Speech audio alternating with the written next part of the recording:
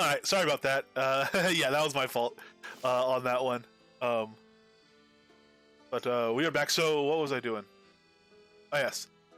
Uh, let's examine him and put everything on him. I'm gonna check the attack speed difference as it relates to the 10 percentage points we're getting from Rabbit Pate. Oh, I can't open it while in combat.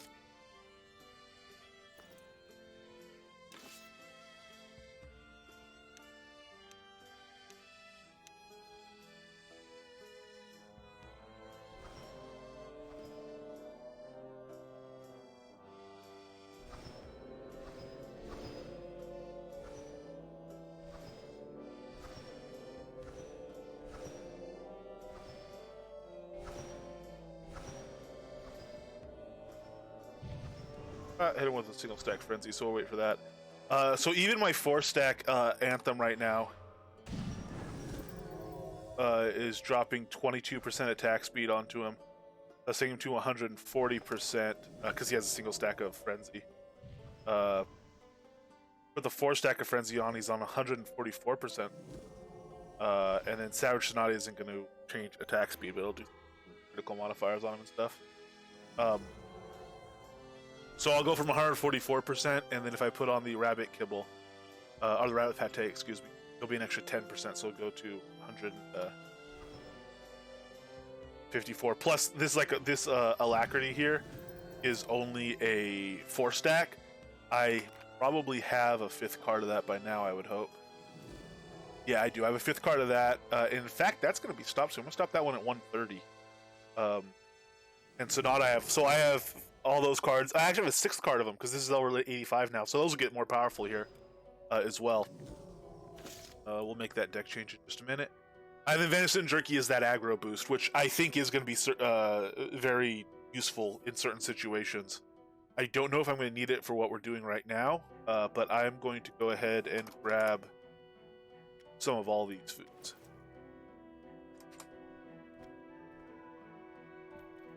And 10 is not going to be a lot because I tend to port a lot.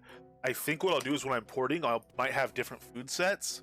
It's going to be rough, man, because I would like to have them on the utility bar. Maybe I'll just have the ones I take when I'm porting. When I'm porting around, I'm okay using Dragon Kibble every, 5 minutes, taking another Dragon Kibble. It's kind of annoying because it takes a while to eat, but I have tons and tons of Dragon Kibble. Same with Fishy Nibblers and same with Rabbit Pate.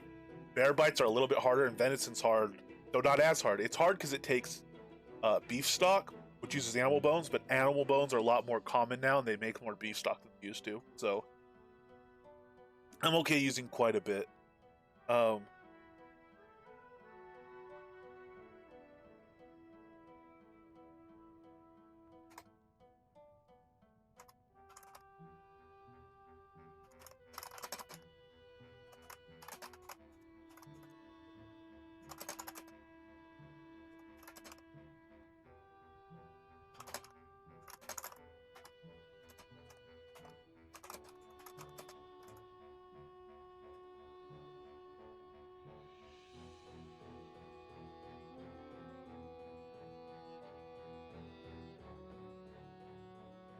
All right, let's fix that deck right now. Get up a little bit.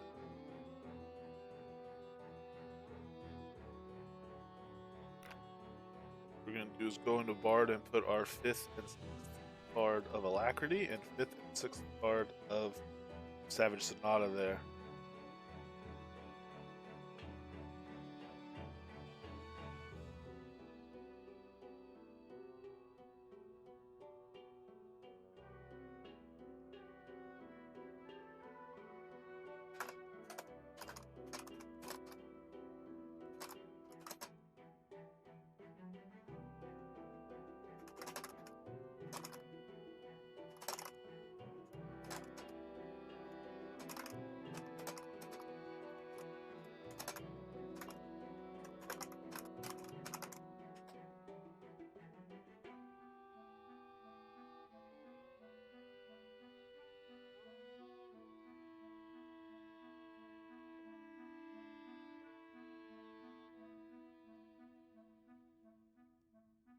Yeah.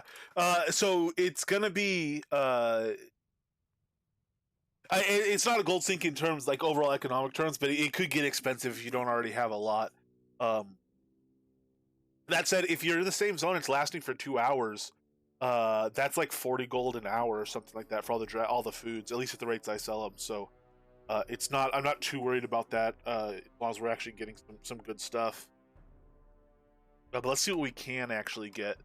So we have that. We'll put those foods on, and we will go to Engelmeyer, and we'll see how we do there.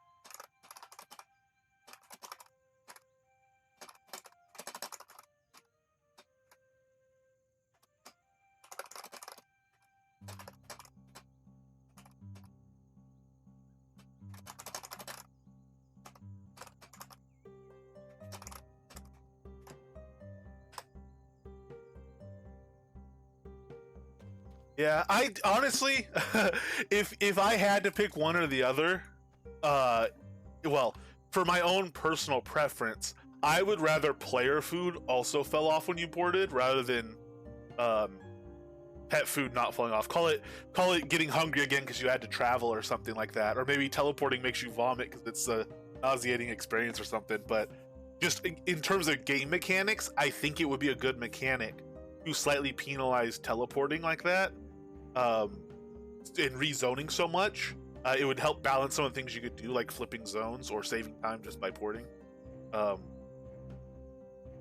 and also, there's just a lot of food out there in the economy. But I can definitely understand why that would be a very unpopular thing to do. Yes, it is definitely right now a technical decision rather than a gameplay decision. Or at least I get the feeling that it is much more about the technical. There is a technical reason for it, and I think if there wasn't, we probably would have it persistent zones like those.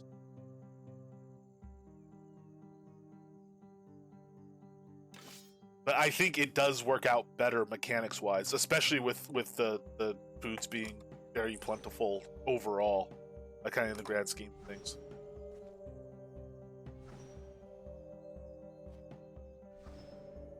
The thing is, it would if you do that, and have it be a property of the foods can't stack and it gets incredibly complex and they slow down inventory and stuff, which could be very rough. Having foods do anything like unique to the actual, not the food type, but each individual food gets really rough, for a lot of reasons. Basically, if they had to be unique items each food crafted. But it was just a skill, like basically a passive that affected you. That'd be a crafting passive affecting you, man. Well, I guess it wouldn't be that much difference than like a gathering. Okay, so I still don't have the teleport hotkey. This might be the day where we finally get our hotkeys going better. Winfield! Good Sir Paxlair, or good Winfield of Paxlair. How are you doing? Thank you very much for the raid, and welcome, Winfield and Winfieldianites. We are doing a little bit of taming.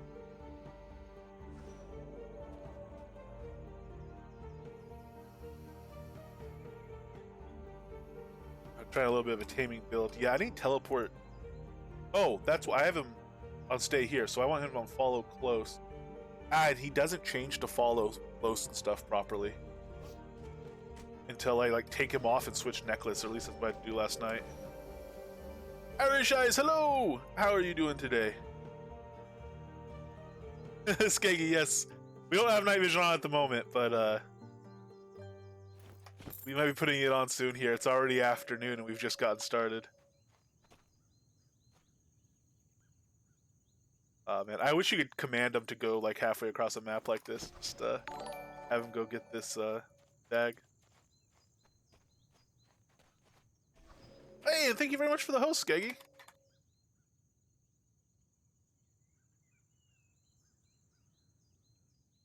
Where'd we go? Where's my crocodile? Oh, because he wants to stay here. All right, let's get him off stay here, because this is just crazy. Taming necklace.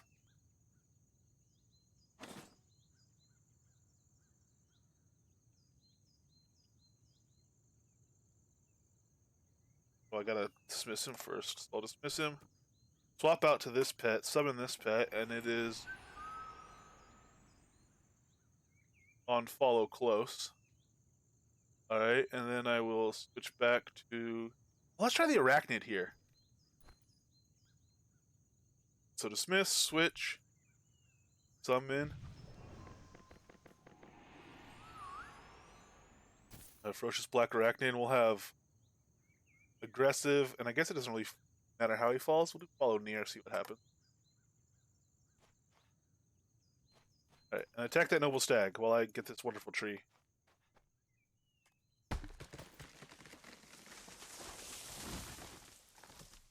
Ah, we do need a fish command. Exclamation fish. If anyone, especially the fine Winfield himself, has any suggestions for that, we'll get that one added. We do have the most recent one we have is Taves, which is a list that Gwendolyn linked the other day. That we've actually started. I have a local copy of that now, and I have started adding check marks for the ones I've tamed. So I think I am officially addicted, or officially hooked on the taming.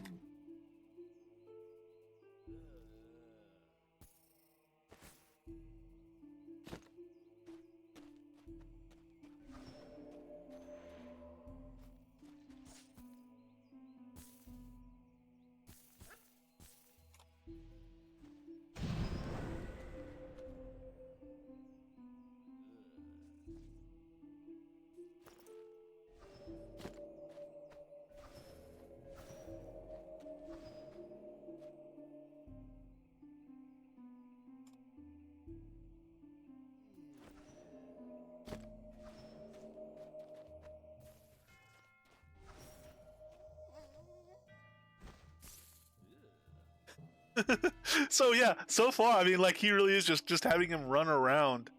As I mean, he's killing stuff by the time I get to it to harvest it.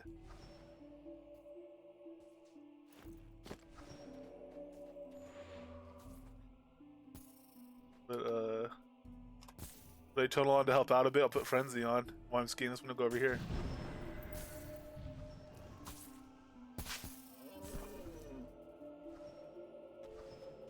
Is there not? I thought there were. Are there? Is there not? That is a big gap. If so, yeah, I really would like to get someone going up from a. Sorry.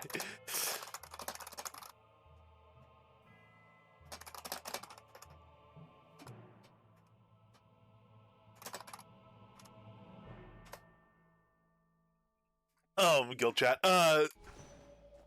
What's it saying? Oh yeah, I really do want to do one from like a ground up level 0 on Tamer. It's not getting any help, not doing any power leveling and stuff, and see that experience because it is going to be different.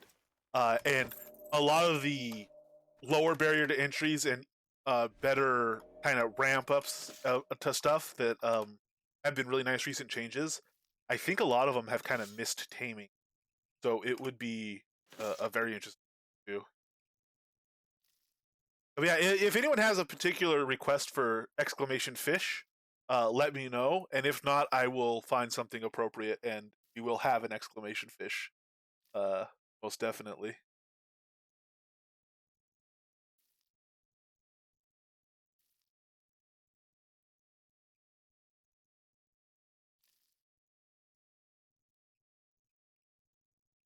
Yeah, Big Cat 59 to the levels below that are looking pretty good. Sorry, I'm looking at that now.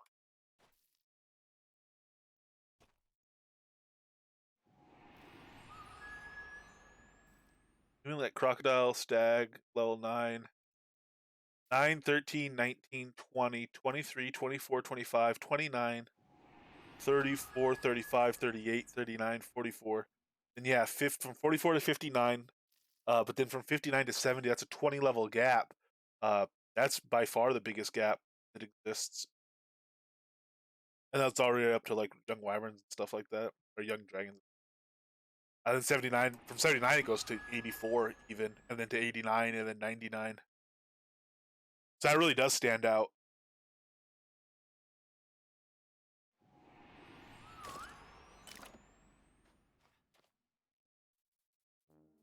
Oh, very nice.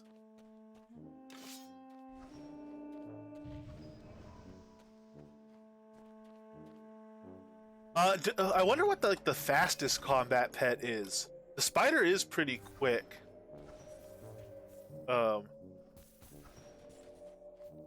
Having one that's faster could save some teleportation, just make a nice kind of more fluid way of going about it. Although this is already pretty dang fluid. I mean,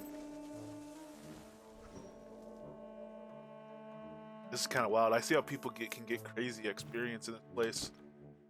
Maybe one of the you know what? Oh man, I just realized. So we talk about every time I do a respec like this, I like to have a goal. My goal for this one could be to get literally more crafting XP in an hour than I ever have. At least, certainly if we account for it not being double XP currently.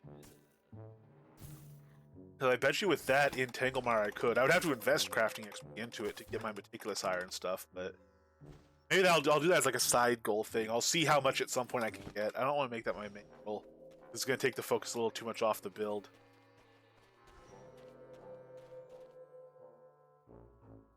Oh, I hope he sees the spider. I should have had the spider attack him and then come back for the stag. Oh, spider hasn't seen. These noble stags have some good like resistance though to the spider. Or do they just have a lot lower health than the wolves? Or higher, I mean. Yeah, they have about twice the health.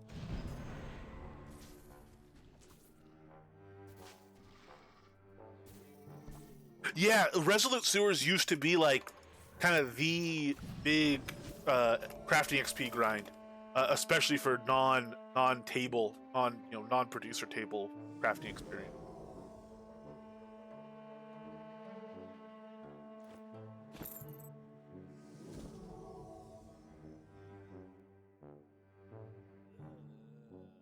I should get my keep casting my alacrity so we can lock it when it gets leveled high enough, and also just keep our bard level coming up and keep our as strong as possible. Obviously, keep him running alongside us. We'll attack him to command him to attack this. Actually, you know what? He can skip the wolf. I'll take down the wolf with my atonal maybe. But no, I'll let him get attacks on the wolf, and he can start doing stag right now. Oh no! Except my atonal fell off. Oh no! I played that terribly. What's this wolf have? For, what's the limit?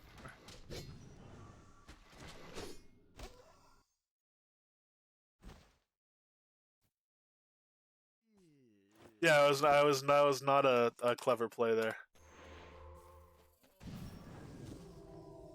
So this is a place where, oh nice, he's already on to something else. This is a place where a locked deck would make a lot more sense because I'm not stacking and I'm not maintaining stacks, and I theoretically could. It's just it'd be a lot of work and real active play style, and just it's not seeming super fun compared to just going the other way and going to a locked deck and being fairly relaxed and doing it. Still, getting these high producer levels and everything, or high producer gain.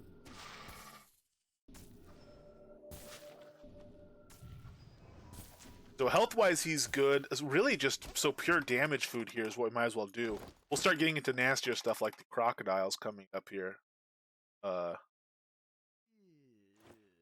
we circle around, and maybe we'll want to do something different.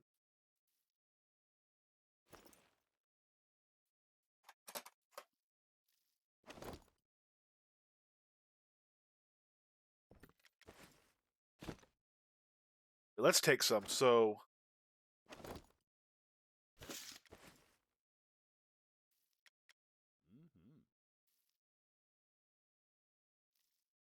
there's bear bites. That's gonna give him regen. Oh, that is a defensive. Why did I take that one? Oh well. Dragon Kibble is the offensive 50% critical, and does give combat health and regular health too. So it's a really powerful one. Fishy we don't need. Attack speed we definitely want. And venison jerky, I guess, but probably not going to matter, so we'll just leave Bear Bites on since it's on already. That Bear Bites we might be thankful for when we get rocks.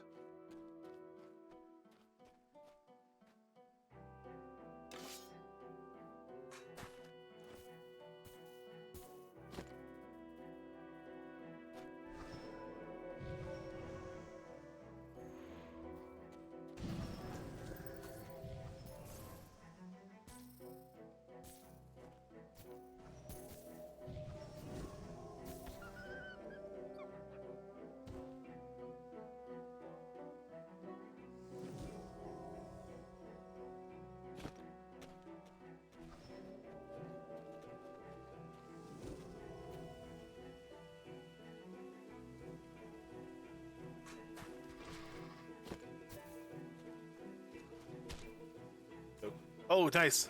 He just got him rooted because of that. Come over here and start working on this guy. I guess we could drag him over.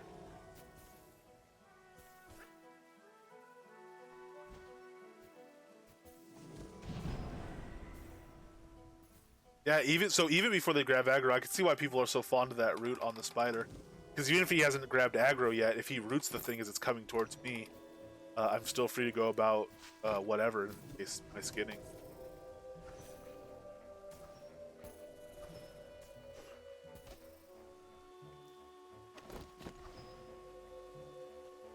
Skipping some of the higher XP stuff like nodes and stuff, but we're starting to get to the area where the nodes, the mining. We're starting to get in the area where they're more prevalent.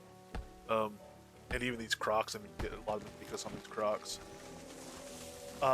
So because the pet is so powerful here, I would also, if I were doing this like for purely producer XP, I would be looking for, I'd be using like BMC rings or, patient harvesting belt, whatever pieces of gear I could use that most affected that. I might even see about using chaotic feedback since I'm not really using focus here, and switching, as I run to a croc area, switch to skinning stuff, and then as I'm walking to the node, switch back to an ore node, switch back to some mining stuff. But he's working away on some crocs here. He's got one down, and he's not even taking damage really. Oh, root ancients! Wow. Hey, Adrux! Any way to speed up barding, and as a melee main and barding secondary, especially stacking bard skills? Yes. So stacking bard skills. So what I do for all of that is cast time and draw speed modifiers. So if I drop my spellbinder stance, my draw speed gets a big boost, plus 0.4 draw speed, and my cast time gets minus 0.5. So I can stack very quickly because my cards are drawing up very quickly.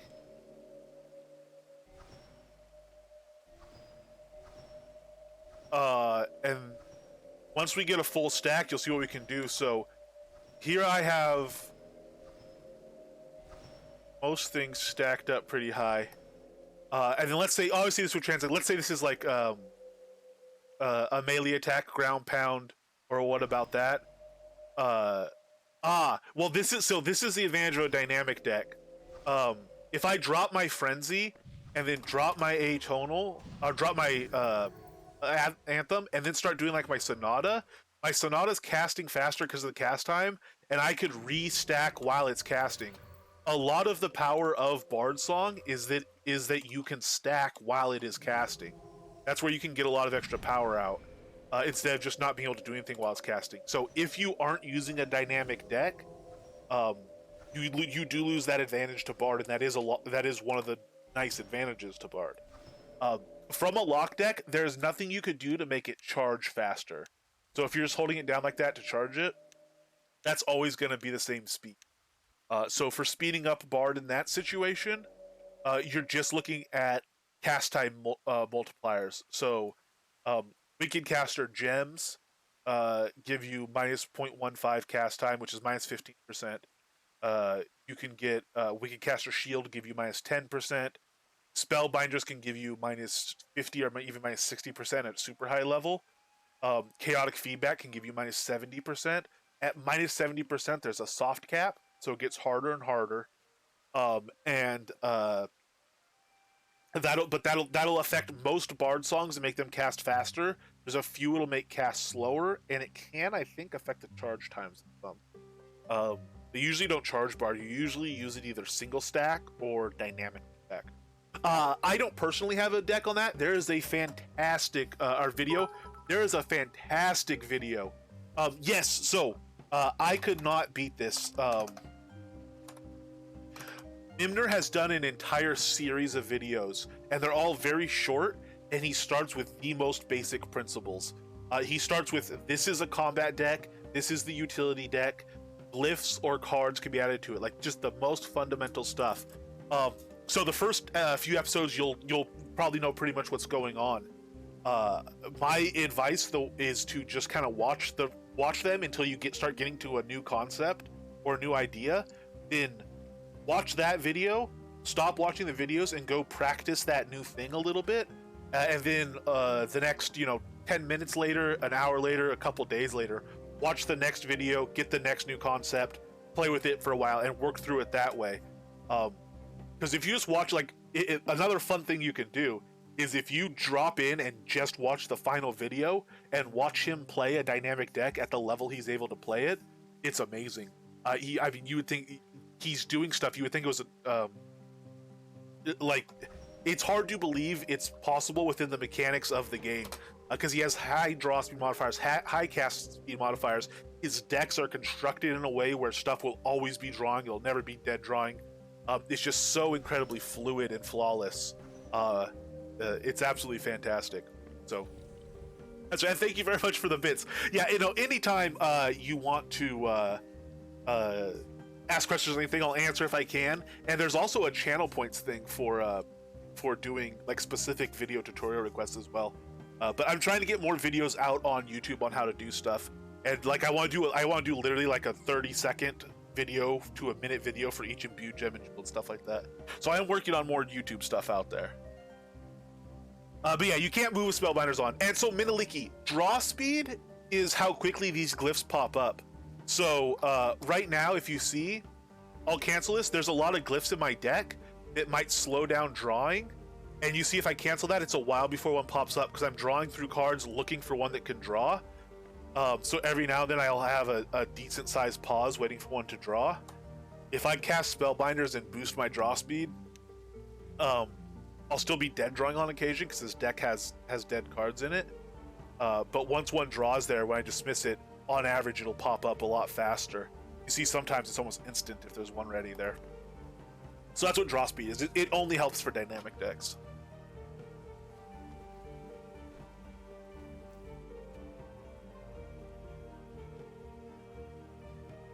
Yes, Dr. H gave a very wonderful.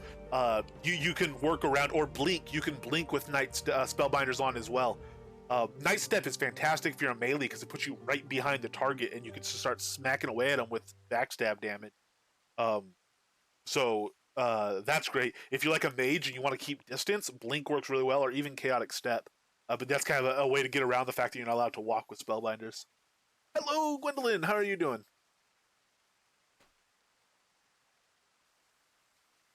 No, that's a very, very common assumption, especially since there's a passive in ranged called Draw Strength. So Draw Strength and Draw Speed, it would make sense that it modifies attack speed of a bow. That's definitely what a lot of people think it is, because that's exactly what it sounds like it would be.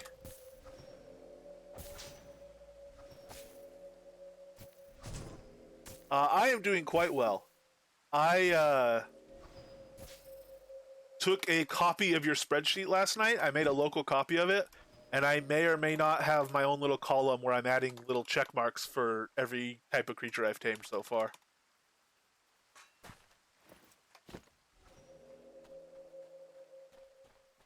I've attacked the spider.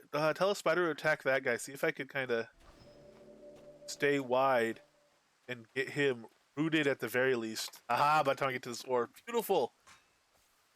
And then, yeah, he got rooted so he didn't get to me, and then spider got aggro, so he's over there. Found the spider now.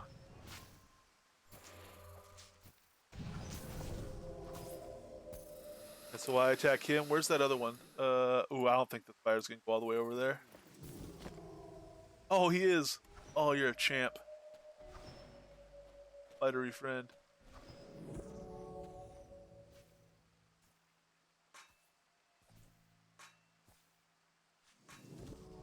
Yeah, if I come across any that aren't on there. I thought I had found one, and then it turns out I didn't. I don't think I found any that aren't on there.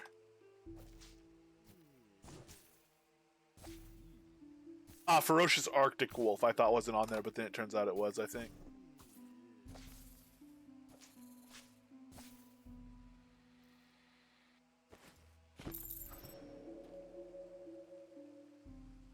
I guess it... 107 tame creature. 37 tame spec. Obsidian wolves are too easy now, but the massive crocs and razorbacks are less than 1%.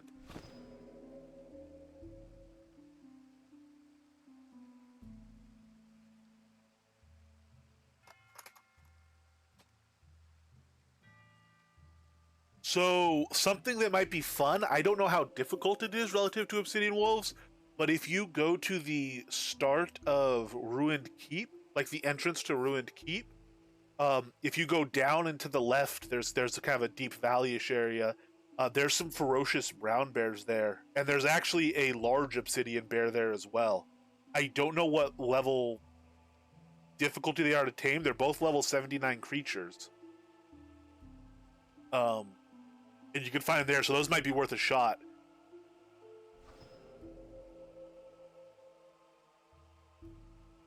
Bear Patriarchs are lower level than Obsidian Wolf. They're 44 as opposed to 49. All the Obsidians are 49. Well, except the Obsidian Stag, I guess. So I think they'd be easier to tame, but again, I don't know that that's actually true. There's certainly some discrepancies in summon level and taming difficulty, like we've seen with the juvenile dragons and stuff.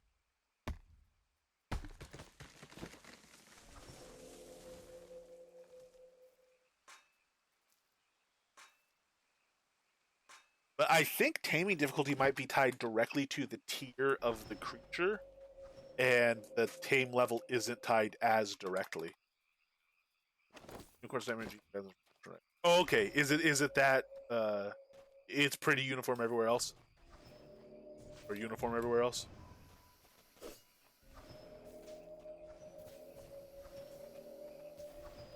What about mutilators and snarlers?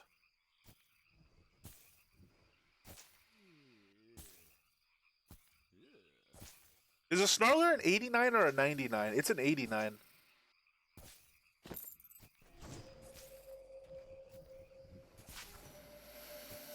I know snarlers are hard. I know they're definitely more difficult than other stuff. Hey Primo, how you doing? I'm liking it a ton. I'm having a blast. Still don't know a lot about it.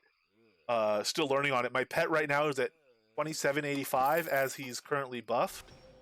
On health, I guess I could put a higher frenzy on him. Oh no, strength doesn't affect pet health, so frenzy didn't do anything at a higher level. Yeah, 2785 on a ferocious black arachnid right now.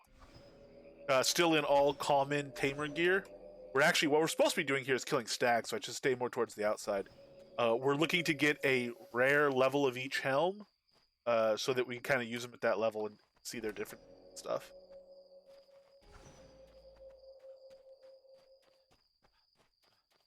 Yeah, which fair enough. That's actually quite a nice thing in my opinion. It's nice to always have something that's, the hardest thing as opposed to all these things are the same level and none of them are even particularly hard. Okay, knock out of the way. No, not even close. We've not even started gear. This is the first time we've taken food. We're on day 3 of taming, and we took our first food less than 15 minutes ago. We're coming in. We're learning stuff, and it's not very informative to just immediately go to like highest level. So I want to see the difference between running around in all common gear and running around in all common gear, except now I've put on a rare helm instead of a common helm, and see if it's a noticeable difference and stuff like that.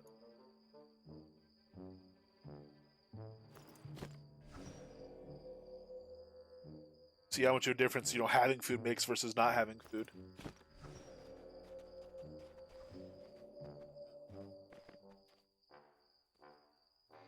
So we're not going to get to all epic. We just don't. There's no way we're going to grind out that many pieces in that period of time. But we'll get some higher level gear rocking by the end of it.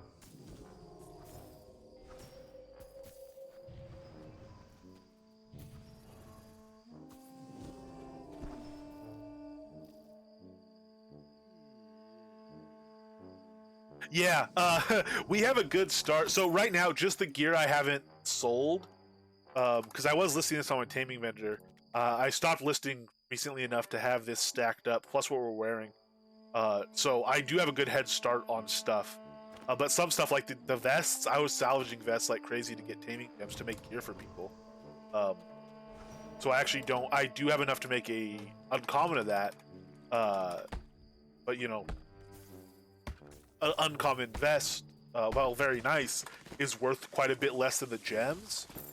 And I don't want the gem. I want the bard effect from the vest as well. So we're gonna like push real hard on that. And then something like the taming boots. I already have legendary taming boots because I've been wearing taming boots in like the last 10 builds I've done, except for the heavy armor slowdown build.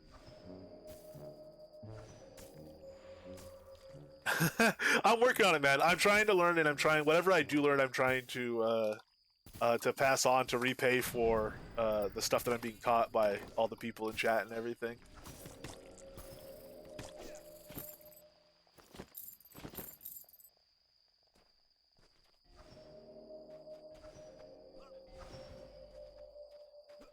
Yeah, exactly. Yeah, so I'm all about the taming boots. I mean, there's times I didn't do it last time I was Fire Mage because it's the stat had been reduced.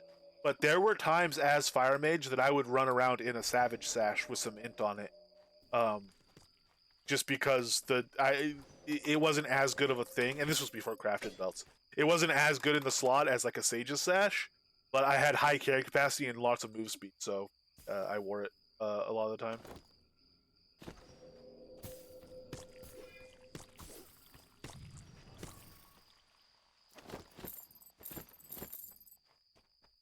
I had much luck on the Stag Helm so far.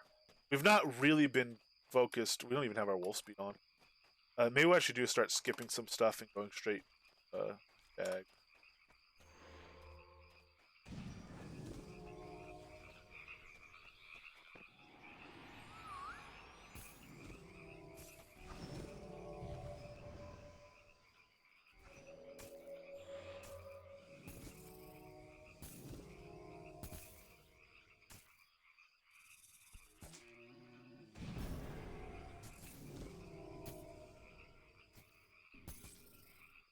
Tamer bards with running immolation and running some other fire stuff too. Maybe that could be super powerful. I would think doing it as a duo. Doing it as a duo would be really nice too. I don't know how nice it'd be. Aggro is weird in larger groups. I don't know if how pet aggro factors into that, but you can literally have a situation where two people are sharing aggro, and if you introduce a third person to that situation that doesn't even ever pull out a weapon, just stays out of combat the entire time, but they're around, they will affect the aggro distribution. And it seems like in general, the more people you have, the more aggro confusion you can create, the more split aggro you can have, and the more beneficial it is to everyone in the party, as long as you're not having glass cannon or healer or non-defensive type builds getting hit with large damage occasionally. Basically, there seems to be good advantage in multiple tanks, so having multiple tamers should follow that principle.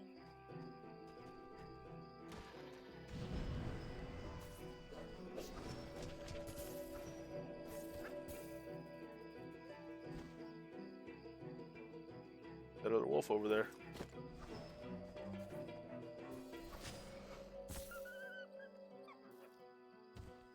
I'm already loaded down with carcasses and stuff. Though my carry capacity is quite low right now. I'm not. I don't have an Aether Night potion on or anything.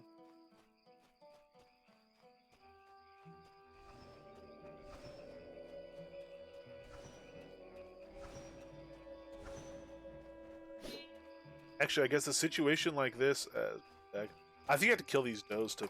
Well, I know you have to kill the does to prompt a possible stag spawn.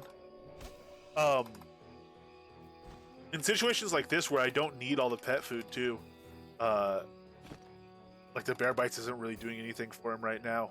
It would be good to just take a bacon. Oh, I did. Dang it! I dismissed him and resummoned him to get him closer instead of teleporting him because I'm lazy like that. And of course, that cleared his food. He doesn't even have his food on him.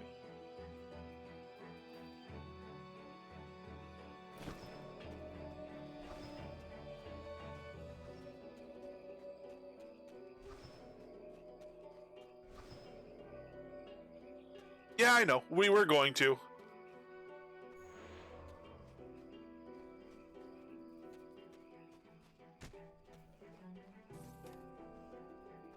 I mean, it's not to the point where I want to have a new thing happening on the key bindings.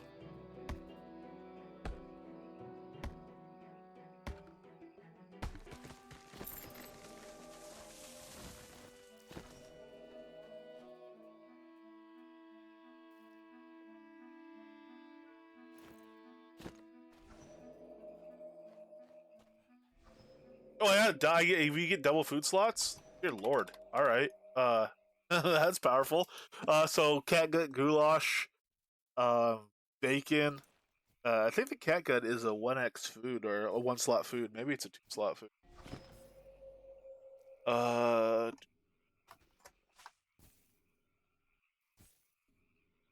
yeah, it's 1x. Yeah. So that bacon, strength stuff for carry capacity. There's no Ren specific food. Bladed combat food. I could take. Um, that'd be a 3x, I believe.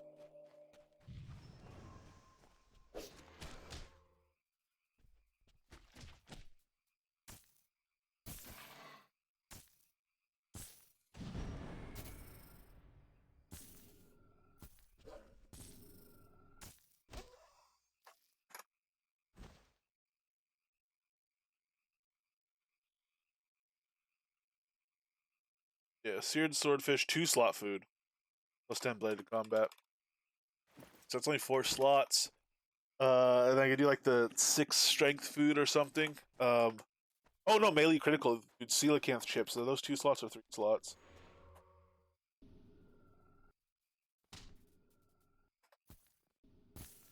Those are a 3 slot food. So 7.5% melee critical. I could take the spice tea is the 2 slot crit food. So I could take that when I'm running bacon for carry capacity, and I could take coelacanth chips when I'm not. Something like that might be good. Hey, Stag Spirit Helm.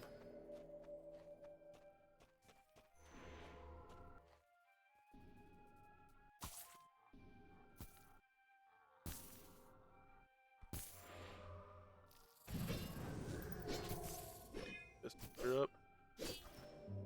Easier to see when stuff levels that way.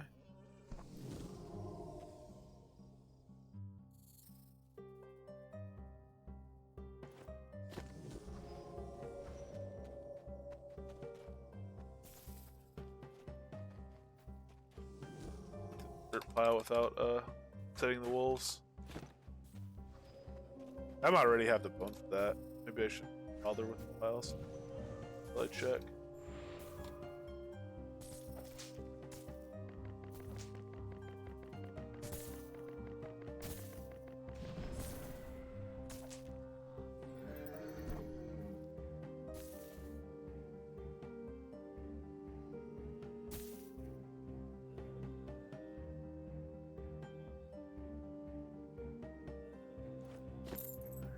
Their helm. So we need. Or no. So we're not gonna get them all right now.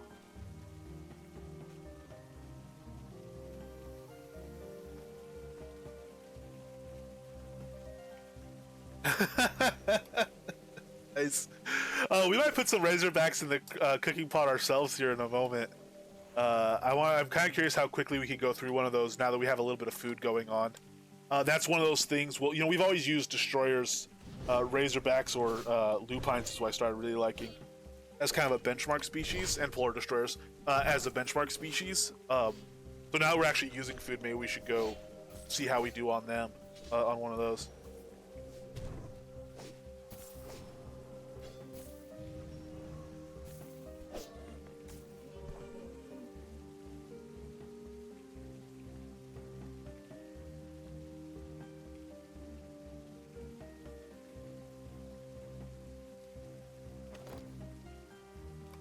All right, let's do that. Let's see how quickly we can go through Razorback. Oh, let me skin this crocodile. I was thinking that was my pet. My pet's a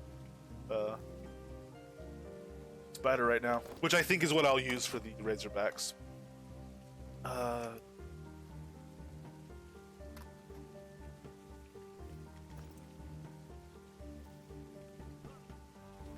Light Aether, to give us the strength for it.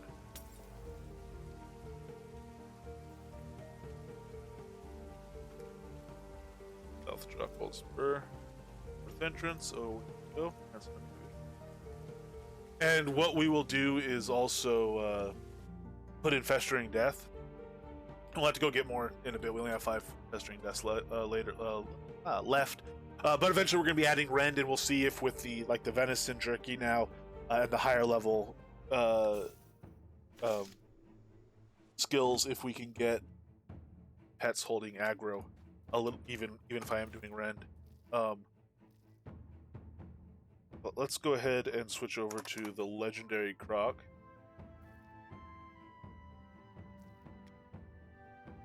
Yeah. Okay.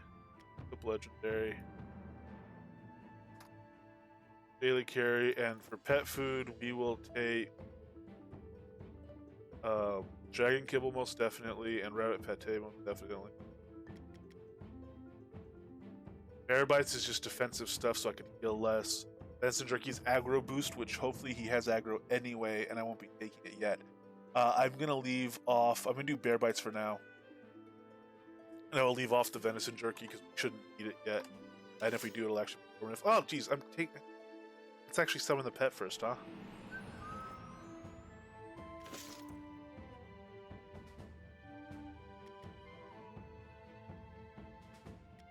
Alright, Pate.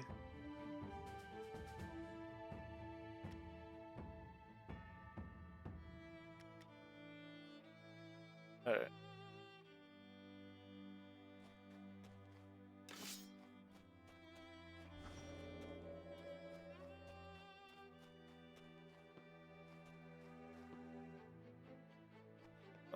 Clear out this fellow, a small wild boar. Watch him interrupt.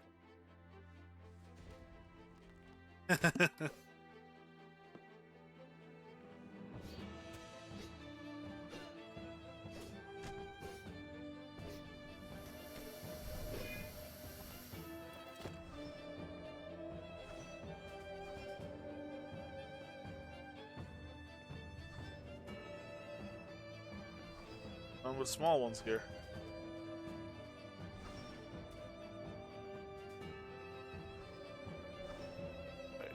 Okay.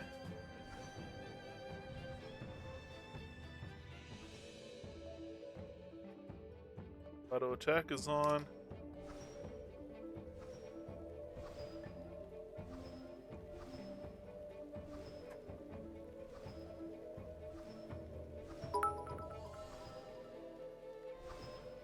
Hey, Sean Butts, thank you very much. Yes, I'm glad it got there safely. I'm glad you like it. I hope you like it. It should be a very nice set, hopefully. Awesome. Thank you very much, man, for that. Oh,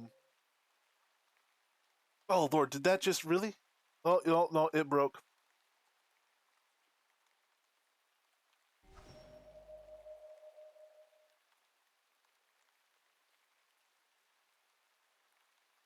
Alright, we're back. Sorry. The bits broke the stream. A joyous overload. Yeah, thank you very much for that, and thank you for the opportunity to make it. It was an absolute blast to make. Especially that's the first set. Those were the three of the first four pieces of waning fizzle gear I've made. And I'm really excited about those. I made the only imbued gem and jewel specific video I have so far is for those waning fizzle gems. I want to do it for other ones, but those are the first ones I made. Mimner left a comment, was like, "Oh man, this adds a lot of possibilities and stuff." Those are really cool gems, and so it was really nice that right off the bat, as soon as we started having them available, there was a suit that's a perfect use case for them. Where I leveled my heals up to like level 110. Um, I put on the fizzle reduction fountain. I put all the fizzle reduction gems and jewel gear, and in berserker stance, we can fire off heals reliably. If you're moving around stuff, they won't be like at 100% all the time, unless you got them to higher level and really high follow through. But you can still very reliably heal yourself, even in berserker stance, which is really really cool. Ooh, let's see how well this Razorback can heal himself. We have a Squeaker as well. I'm gonna send him in, and I'm gonna start the timer. I'm gonna try running in pretty quickly after and hope that Squeaker doesn't interrupt me on stuff.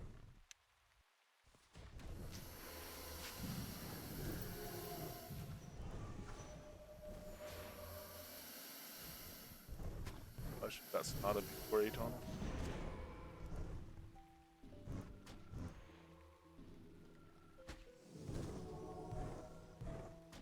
There's imbued jewels that can be turned into fizzle reduction gear. Yeah. So the Akara's plate gauntlets of Defiance, Akara gauntlets drop off T5 Elven fighters and above. T5 and above Elven fighters, and the jewel that they can drop when you salvage them is that imbued jewel of the waning fizzle, which is -5% fizzle chance from equipment. And you can have up to 3 of them on at the same time, 2 rings in a neck slot that take jewels.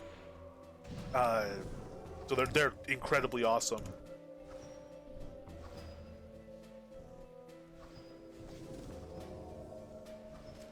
Yeah, it gives potential for mixing in a whole lot of stuff, and even like being able to cast dash in melee builds on occasion, stuff more reliably. If you have a leather melee build, dash can still be difficult in that. Um, Even stuff like that can be cool, or just using leather because you're an air mage and you want certain slots to be leather instead of Carapacian or something.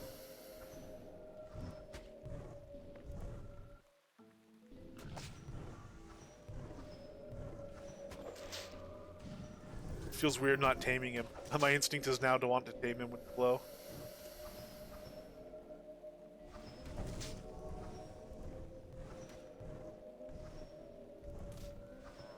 All right, so under 2 minutes is good. We're still not fully, buffed.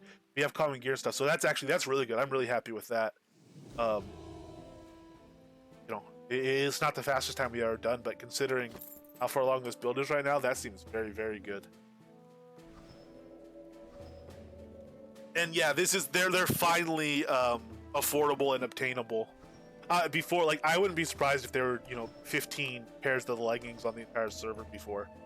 Maybe fewer. They were just super super rare because they only dropped in a control point that people didn't do very often, and on super rare occasion in the fall.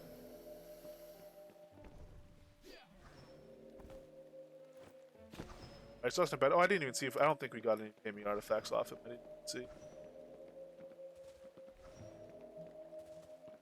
Really are just gonna have to kill all this random stuff.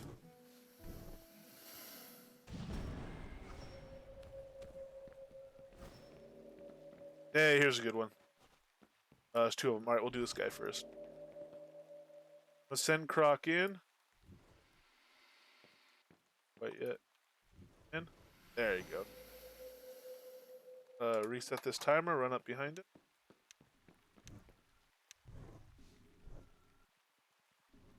And so I'm still at the point I'm still leveling Fireflies, but my Fireflies is doing -70%, and my Atonal's doing -40, so it's over -100% between the pair. Ooh, yikes! I didn't let him establish aggro long enough there. Okay, so maybe be wanting to get in a little bit sooner with the atonal running. Maybe we should think about venison jerky here because we've not needed the bear bites really. Defensively, he's fine.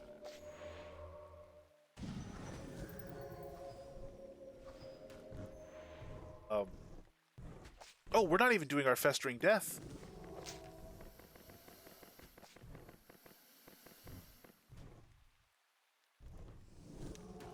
Really off form.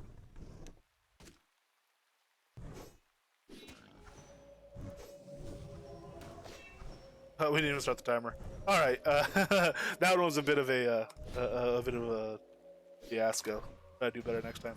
Ooh, 800 crit off of the rock there though. Well done. 909. All right, or 906 or whatever that was. Starting to get some pretty big numbers off him.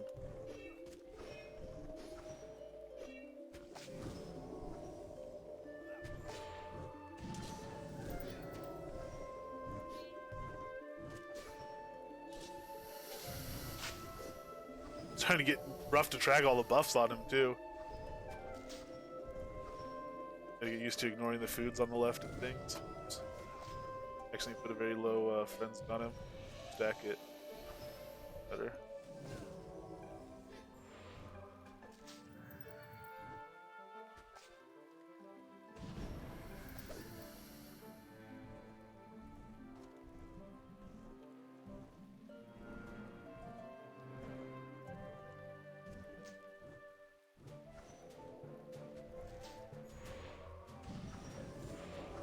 Amount of damage.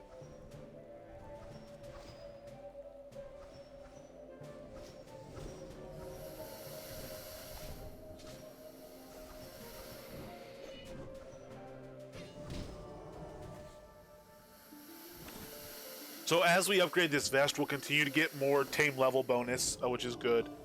Tame creature strength and musical fortitude, do those scale at higher levels for the vest? Check.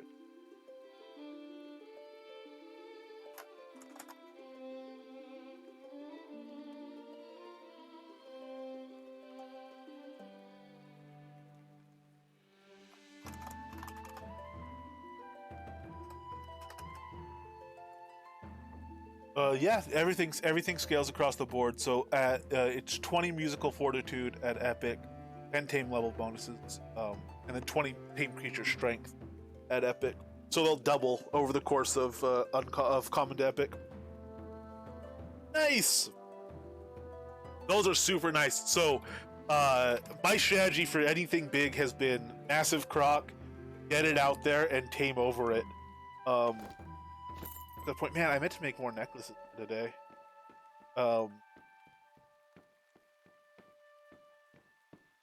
Okay, we got one down here. I never would have been able to get some of these guys without it, and certainly something like when we try to do a snarler, the packs those things travel in and how quickly other things come. Even taming over a legendary crocodile, I'm not sure how easy it's going to be. I might just have to do it long and slow and try to tame over like a Razorback Destroyer that might last a little bit longer. Might be a little more tanky against the pack. We'll see. I have a Razorback. I have a few tamed already. And I actually don't have any massives left to tame over right now. I don't think I do. I need to make a new. I have one. I need to make a new deck or a new set of necklaces. Have some more necklaces. 103 Bard spec. Oh, we were gonna lock Bard spec there and try to bring it back a little bit. We'll let Bard spec go for this moment. Ooh, 130 alacrity. We'll take alacrity at 131 because it's so close. Then we'll stop it there.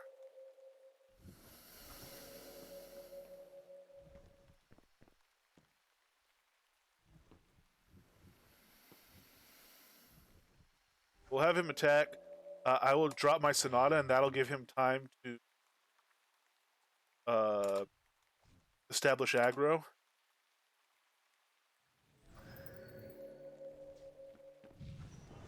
My Frenzy on.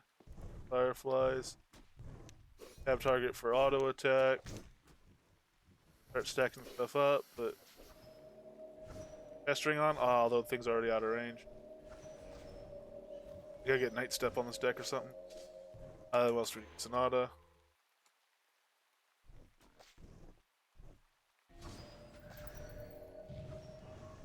Tonal.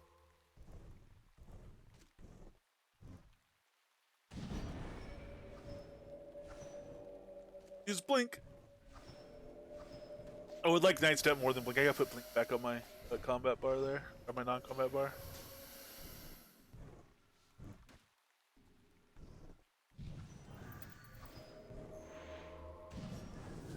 131, we'll lock that.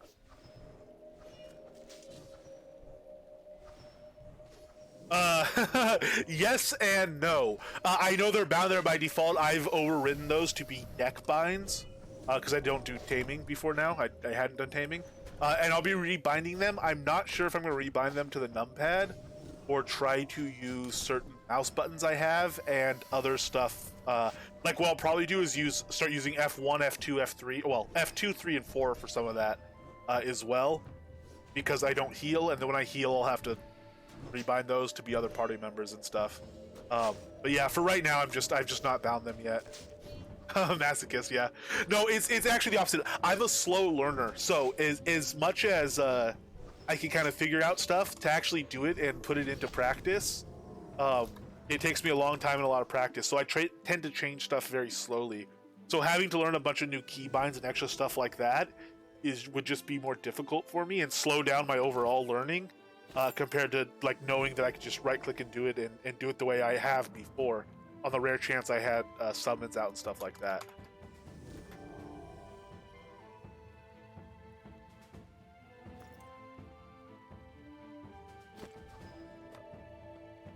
So we're doing really well. We're chomping through these guys pretty good, all things considered. Not been crazy lucky on the drops, but we've only killed like what, four of the big guys now.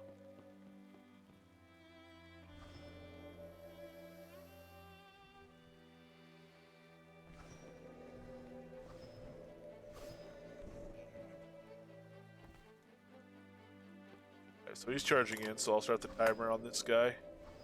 Hopefully we can get a little bit better festering going this time. Actually stack while festering's applying.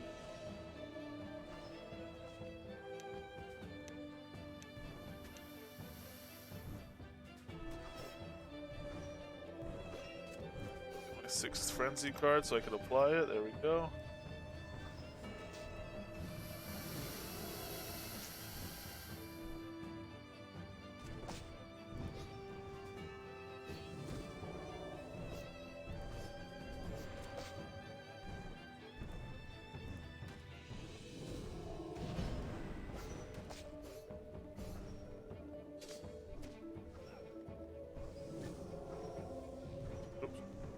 Gotta stop accidentally applying a lower stack of frenzy.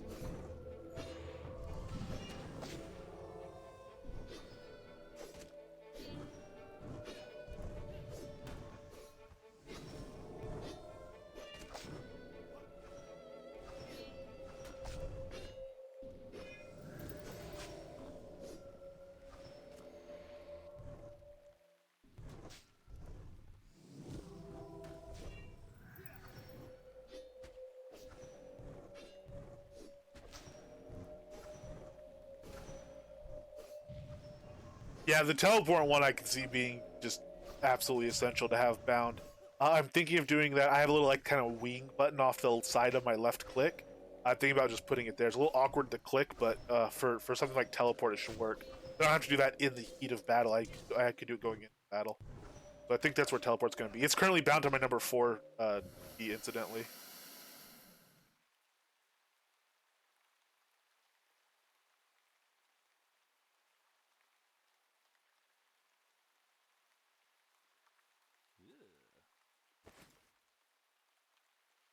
Uh,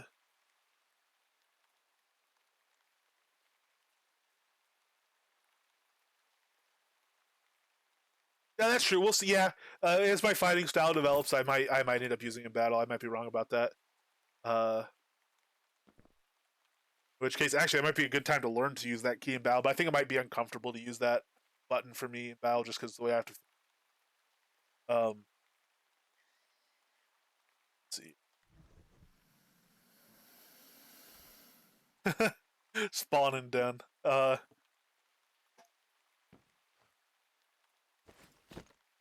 Guys up. I'll grab this one down here. All right, I'm not too interested. We know roughly the time we're taking. We're taking about 2 minutes per.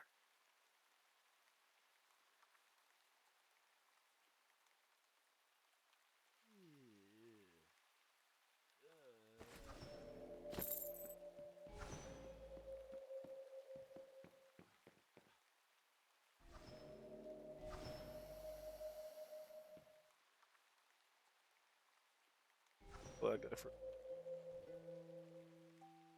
that done.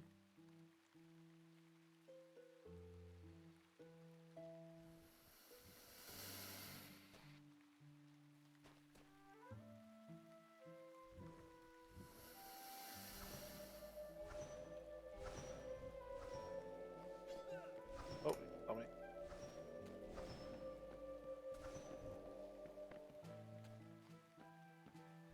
Hey, saw the croc.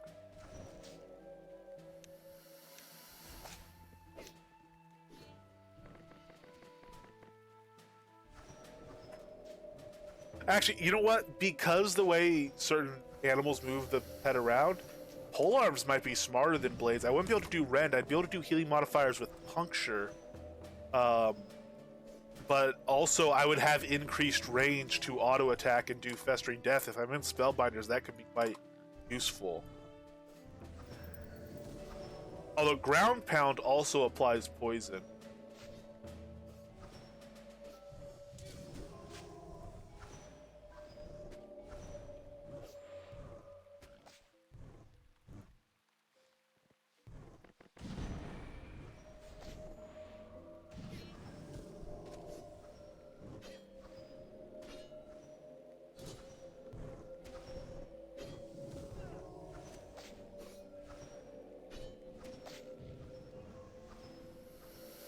Yeah, I'm not the best about using poison now either. I used to be really good about keeping it on.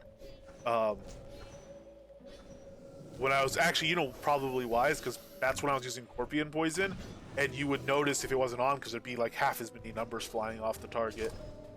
I think that might have been a lot of what helped keep me on top of it, but I'm not as good at the festering. You do still see numbers flying up from festering. It's just not as much as Scorpion, at least in the build I was doing.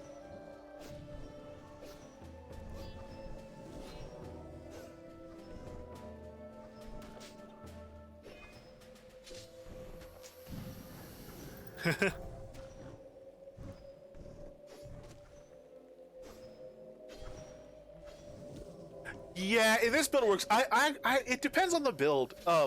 When I was running dual daggers chaotic feedback build, I actually switched from mostly heavy with a heavy chest to all leather, and my survivability against certain mobs, a lot of mobs like polar destroyers and stuff, actually went up a lot because of the increased dodge rate. Um, it was actually defensively a lot better for the way I was built out because I was in berserker stance and didn't have damage and stuff like that. Uh, it can definitely be rough. It's definitely not tank. Hey, we got another Ringmaster Vest.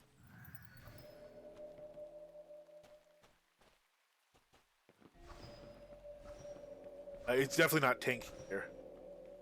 Not sure focus.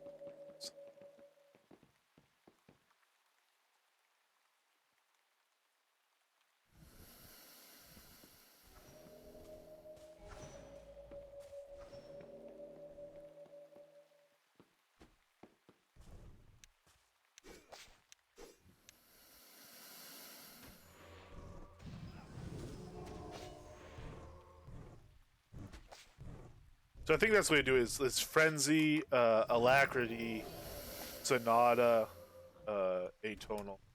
That order seems good. Poison comes back in pain. Eventually I'll be laying in a rend as well, or if we go polearms, puncture, laying in puncture.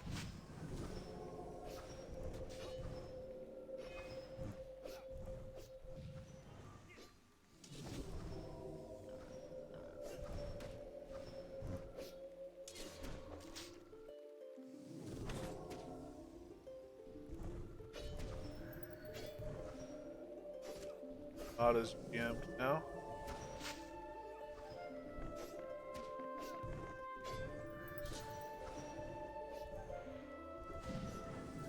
Ooh, 107 poison effect. That's nice. Our poison weapon skill. Is the duration will last? Yeah, we're already doing real nice on this. 1033 right there.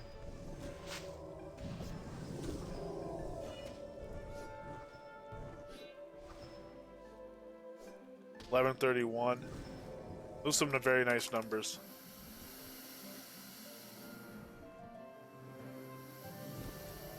Ooh, uncommon Ringmaster Ring. Very nice. 15 taunt powers. That taunt power, man, on the higher level rings too is going to be nice.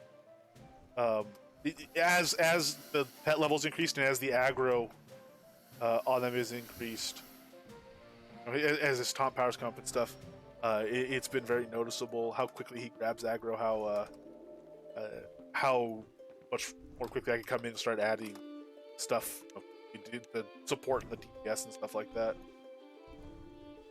Because atonal is right now still a reasonable portion. We can bring up a DPS meter. Atonal, a lot of the damage that atonal is doing is actually by adding critical resistance and helping the Croc get those big hits, but it also is doing a reasonable amount of direct damage by itself. Did you already do Alacrity? Oh, I'm stacking that.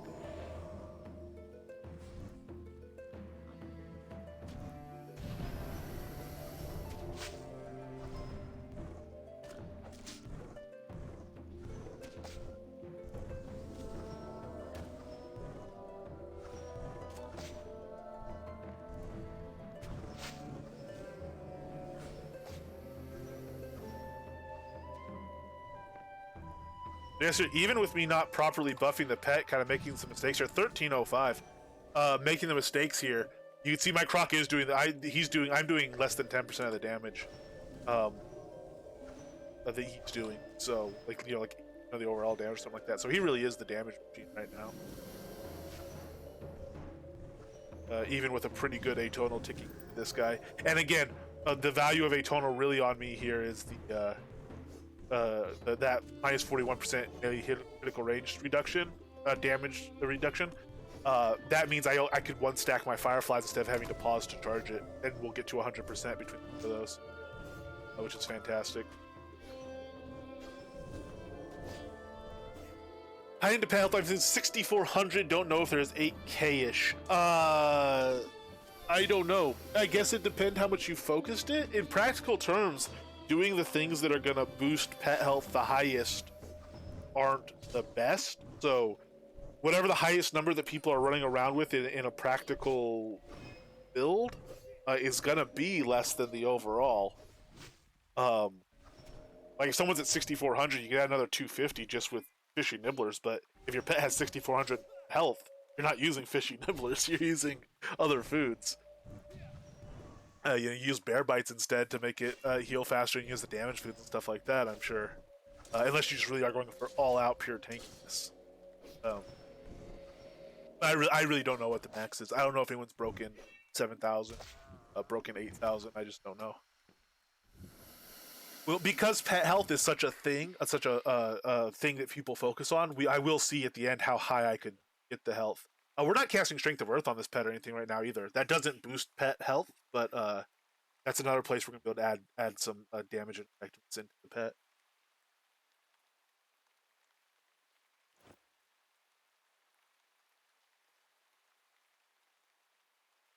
What kind of DPS is the pet putting out at the ship?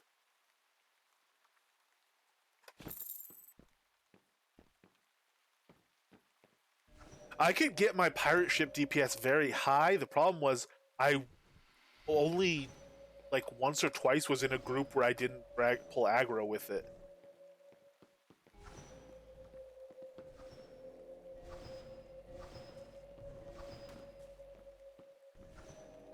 Oh yeah, okay.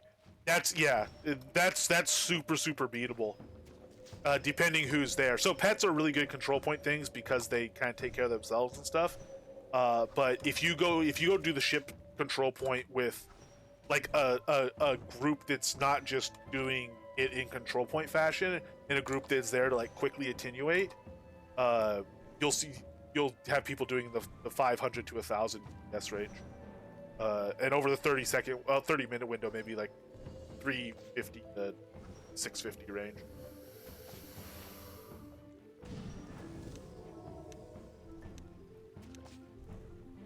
What kind of pet? Croc?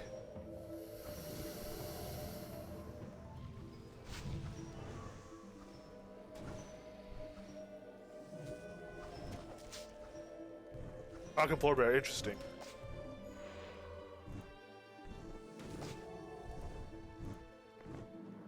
We are out of festering death. We'll have to grab more of that.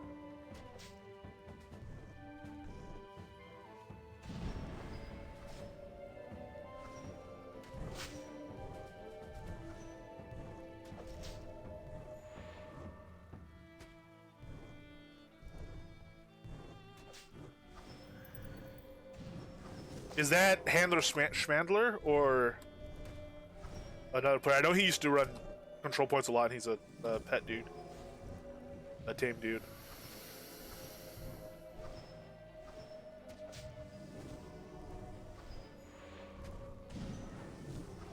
Ah, Smoke. Does he run control points? I guess so. That would make sense. Yeah, his pay was super high. He had like really, really high frenzy. Or has or whatever, but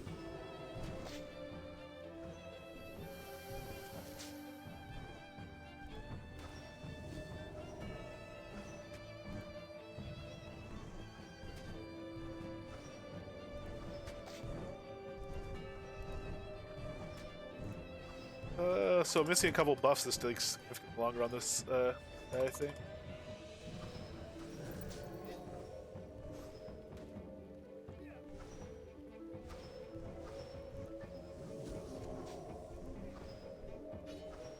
Yeah, I think his frenzy is like 170.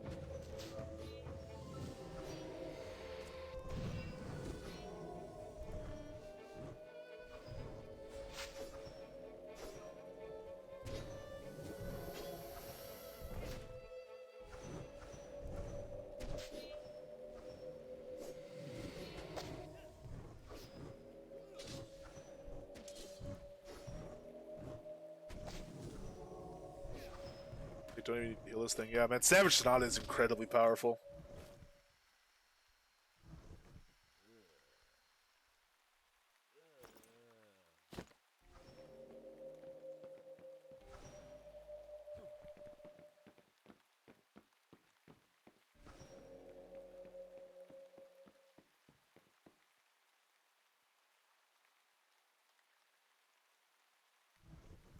This tree is a bit of a pathing problem. Okay, he's going around.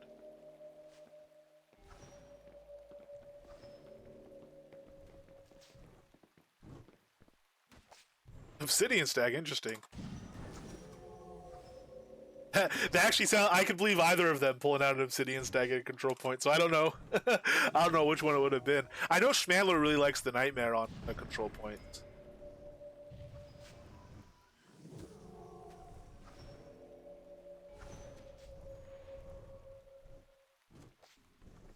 Am I not? I'm not in Spellbinders.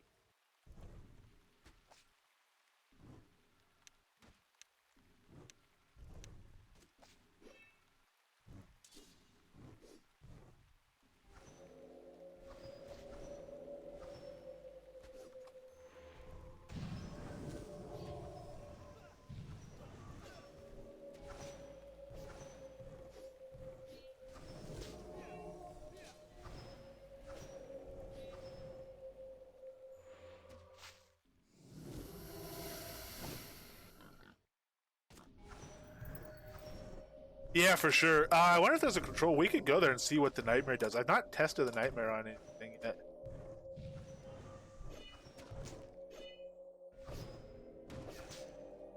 Yeah, and one where everything comes to you. It's like perfect for him.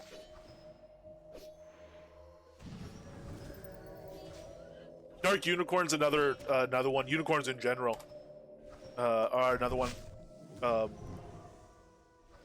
They kind of fit that category. I know a buddy used to do the troll dungeons.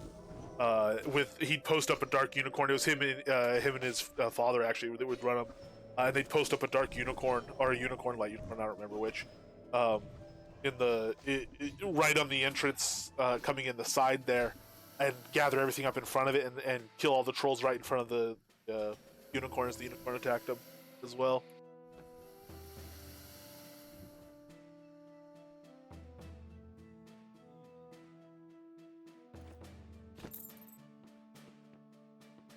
All right, let's see about. Oh man, there's a thing. If you're not running through this like at a very very high rate of killing, they're pretty much permanently spawned.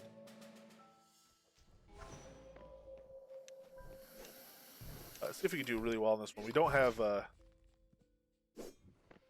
festering.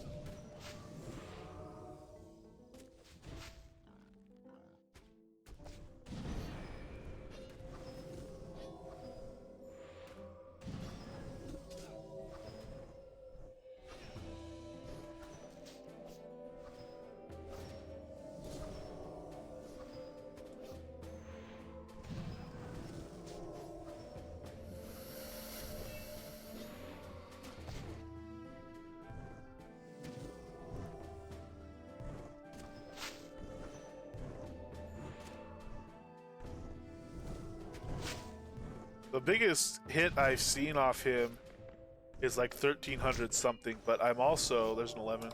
I'm also not keeping super close watch because I'm mostly looking at my deck and stacking.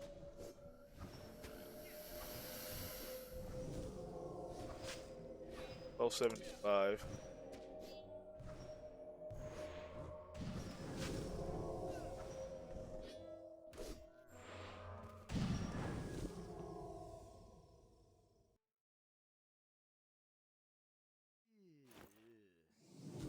Gloves of control. All right, we'll try this last one, and then we'll move on a little bit.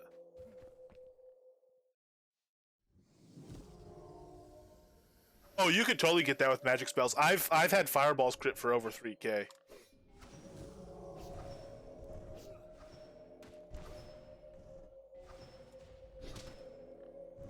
And that's that's hitting multiple targets at 3K a pop.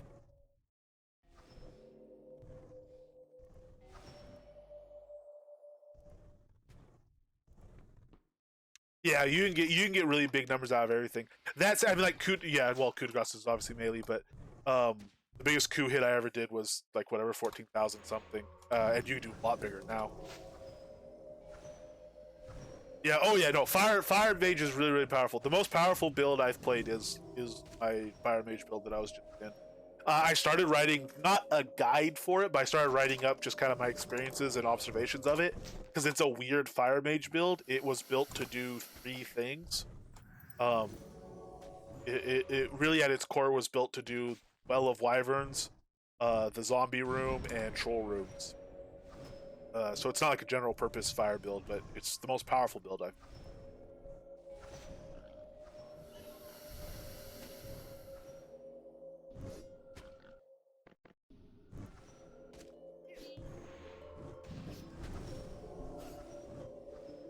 In a 30-second window on practice dummies, I'm pretty sure you can get a fire build to over 10,000.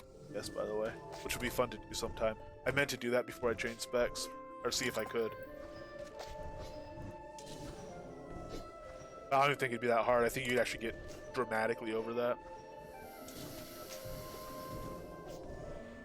Be completely artificial, but it'd be fun to see.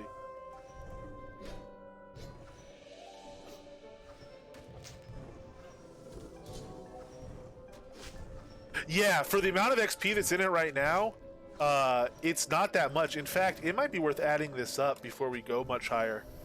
So I still have 600 million. We got 1.1. So we have about 0.5 billion, about 500 million that we've spent since we started.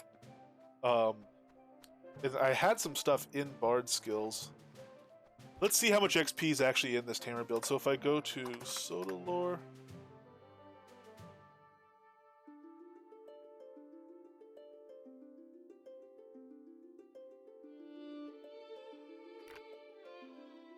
Yeah, the bard skills. I'm going to add the bard skills in it too.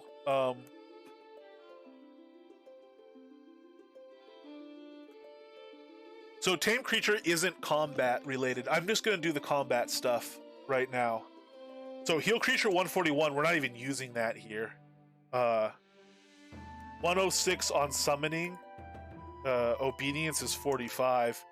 Call recovery is 113. Again, that's not even a combat skill. I guess I'll put tame creature in just so we know overall, as more of a general thing how we're doing. Resurrect creature 52 is nothing.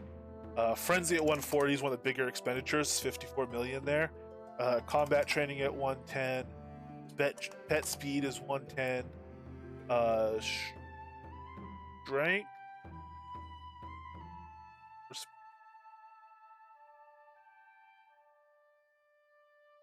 Okay.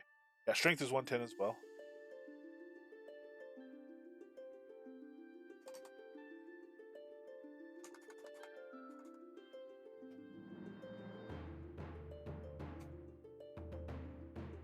Concentration's 101. Refresh is 120. Again, that's not really important for much of what we're doing right now in terms of this direct combat. Taming spec at 115 is the biggest expenditure of the entire tree, because that's at 115. 110 on taunt, 110 on attack, 101 on whatnot. Hey, Mondrevis, how you doing? Pretty well. We're under 2 minutes on Destroyer. If we had Festering in there and stuff, we're not using Rend or anything yet, but if we had Festering in there a little bit better and stuff, we'd be faster. Oh, and we also have a Gambler ring on somehow instead of our other Ringmaster ring. Oops, oh well. We're doing pretty good. We're getting some crits around like 1300 on the upper end right now. Still in all common gear and stuff, but we're finally using some pet foods for the first time. So it's definitely really coming along. It's really looking impressive. In fact, so impressive we decided to add up how much XP is into it. So the Bard, I really am only going to add the stuff we're actually using. So like Melody of Mending, I'm not adding in. Eternal Aria, I have really high at 151.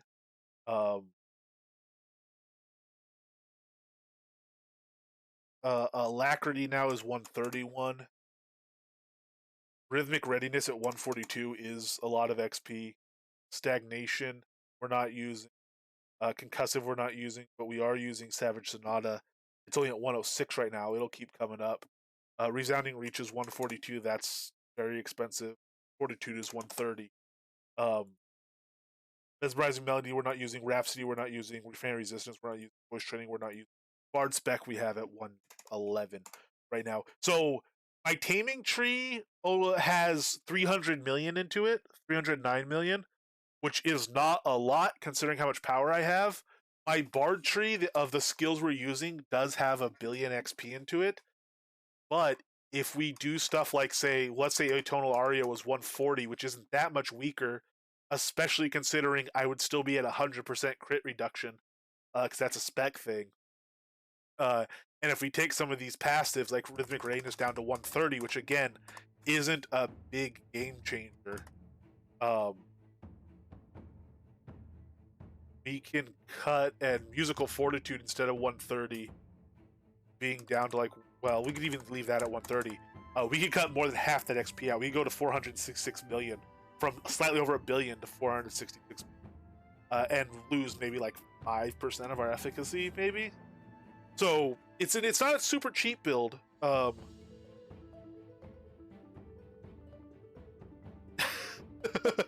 Dr. H, you're not far off, man. You're not far off.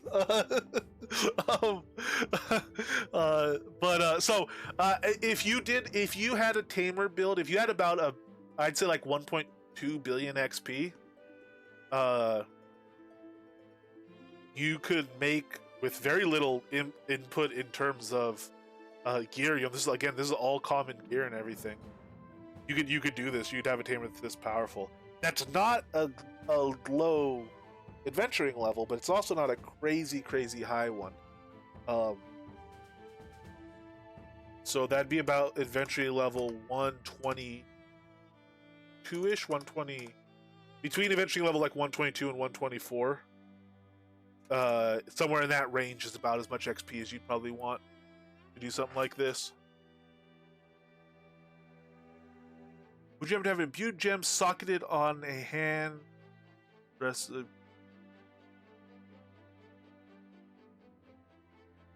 the one hand. Oh, well, imbued socketed one hand. I don't know. If I do, I'll send it over to you. Let me go check. Goodbye, crocodile. You're about to blink out of existence. Yeah, well, yeah, that's my bad.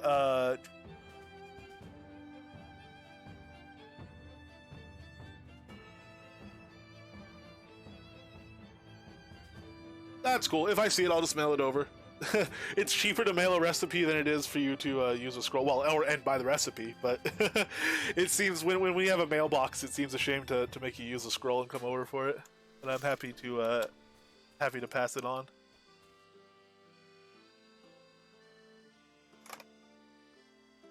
Gem socket in one hand. Yep. Wait, that was imbued, right? No, that's not the imbued one. Oops. Yeah. That's I just pulled a non-imbued one. That one should. I'm glad I saw it though, because that should not have been listed for that price. That's just like a regular old recipe.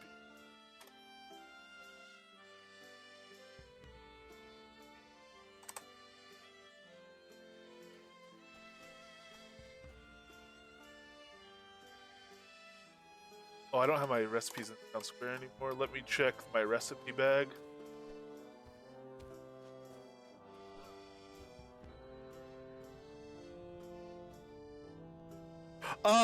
So adventure level does affect some stuff. They're currently working on removing adventure level buffs. Adventure level buffs, but it does currently change the amount of strength, or the amount of it changes the amount of health or the amount of focus you get from each point of strength or intelligence. So an adventure level 20 character might get about 2.5 health per strength. An adventure level 120 character might get about 3.2 health per strength. The ability of players to mez stuff depends on the difference between their adventure level and the target's adventure level. And PvE mobs do have adventure levels. So it would help there theoretically, and in PvP it can make you more resistant to mez. And it also affects how powerful potions are. So those mastery potions have an adventure level element. The Aether potions have an adventure level element, and healing and focus potions have an adventure level element. So higher adventure levels there get more of a benefit. That said, that adventure level buff isn't much. It doesn't have much of an effect on all that stuff.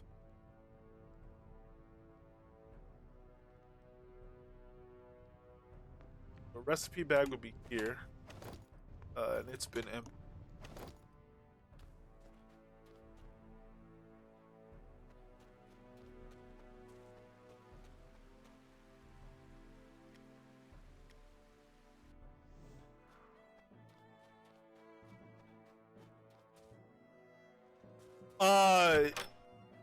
The rare set, yes. What we're trying to do right now is just rare Helms, and the only ones I'm missing are Stag Helms.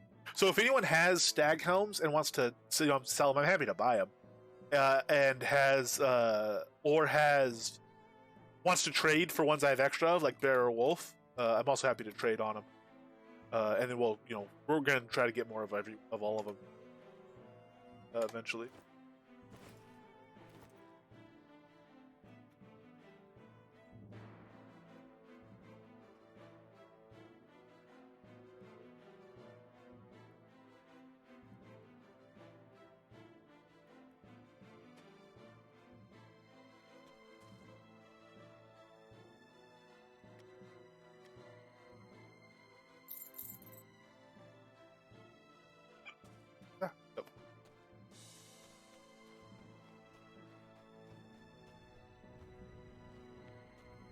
So let me drop some weight of these carcasses.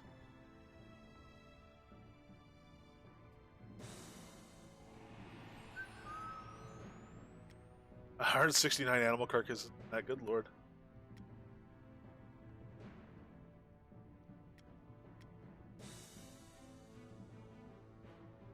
Oh, those were a lot.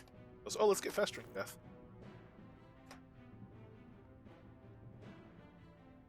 That's funny. I didn't have my reagents bag on me, and I didn't even notice.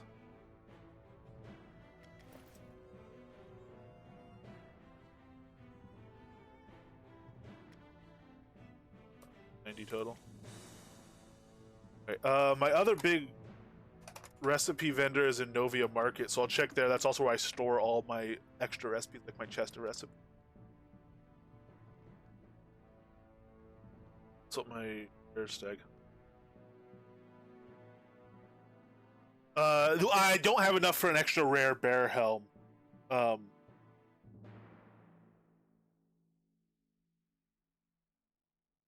Yeah, if I have it, it would be on the tag him in the mail. Thank you very much, Dr. H.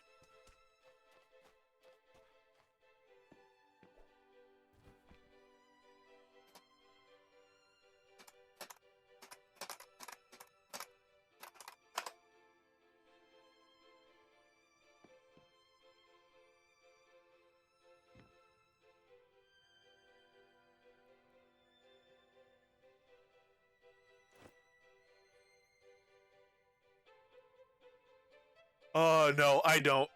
If anyone needs any of these, imbued Atnism Jewel, Tempestry Gem, potions. If anyone needs any of those, I'm happy to send them over.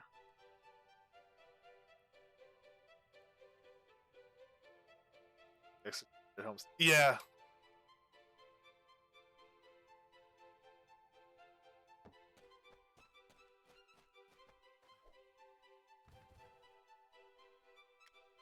Thanks. Oh wow, an uncommon. What do we have?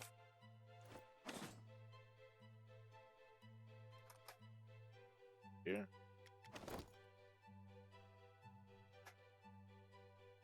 Tag. This bodes pretty well, actually. So we have one uncommon and 11 commons. So all we need to do is go get one more stag helm, and we can make the rare. And then we'll have a rare of each one. We could see how we're liking the differences. Fire. Thank you very much, Dr. H. Do you want any other helms for him? Yeah, and let me know how much you want for him, or what you want for him, or anything of that nature. We go to Panopticon and try to find the one-handed recipe for you.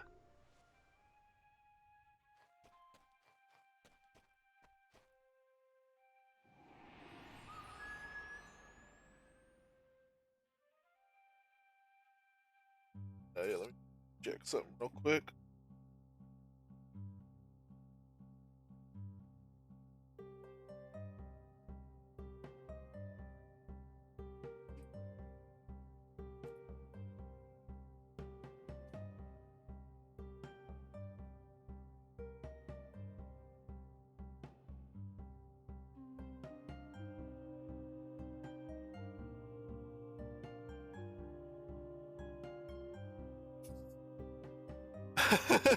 Then we summon Gwendolyn back. Someone needs a recipe? Yeah, Vulcan Jedi's looking for the imbued one-handed socket.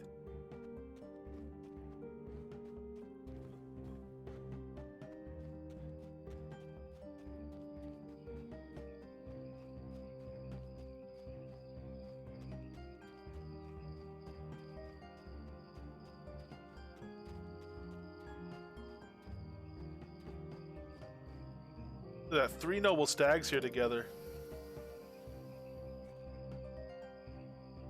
Vulcan Jedi is looking for the imbued one-handed gem socket.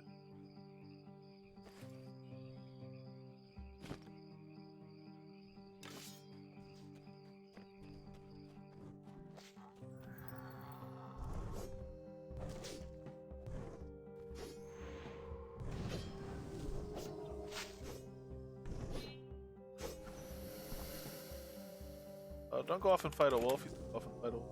Come fight this stag.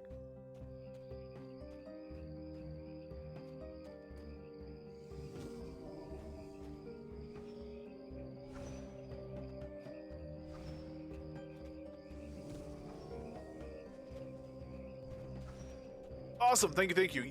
We will go here. I'll kill these stags since they're all grouped together. We have one more somewhere. Where did he wander off to? And then we shall go combine.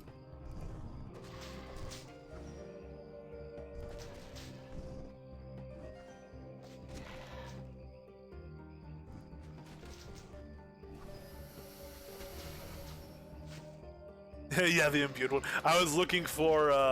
I checked a vendor and I actually had a non-imbued listed for like 8K or some ridiculous thing.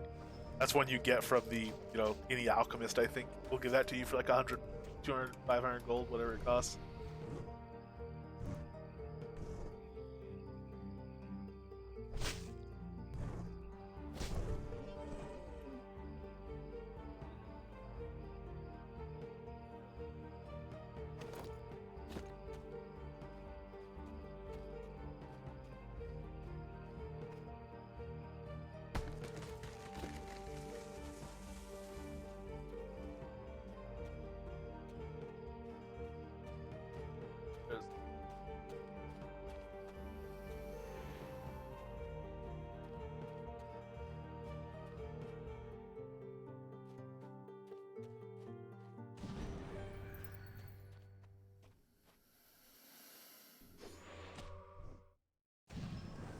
Don't get mad at me.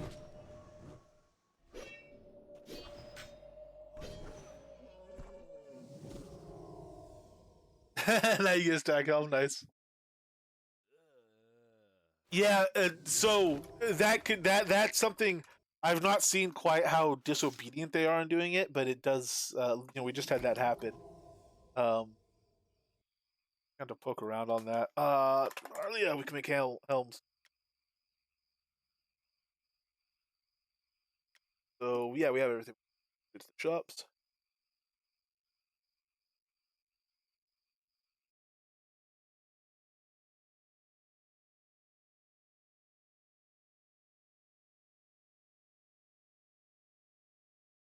And the reason we want rares to test between these helms, at least rares, is because when you drop one power to get one strength instead, it's such a minor difference. It makes it like impossible to tell what's actually going on.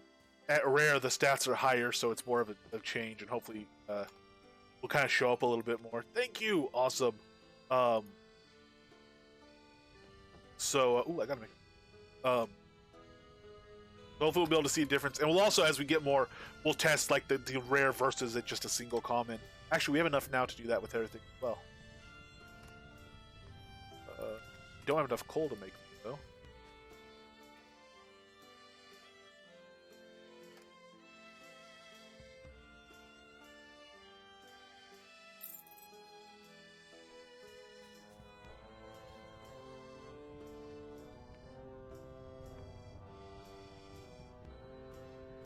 And a stone chisel to have one.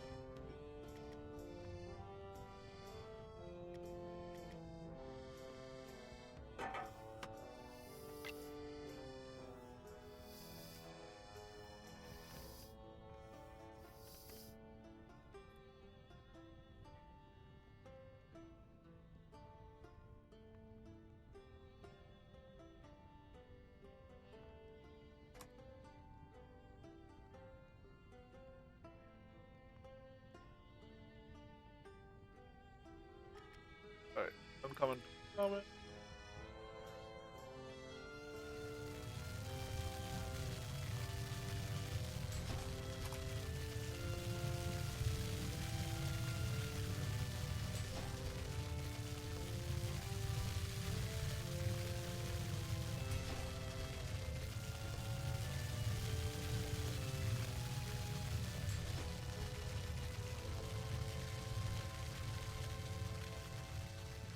Uncommon to rare. Yeah, the obedience skill, as far as we know, does nothing. I'll try to get some testing in on that as well. Stag helm. So we need to salvage that uncommon stag helm up. Wolf helms we can do right off the bat.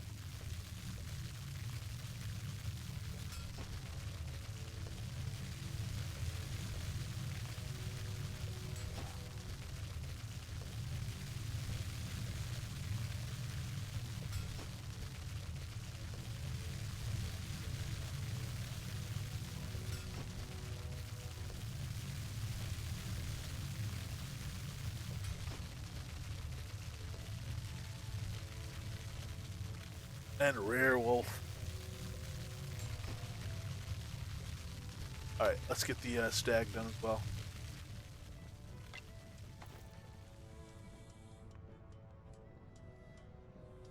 Oh, he's going tailoring. What am I doing?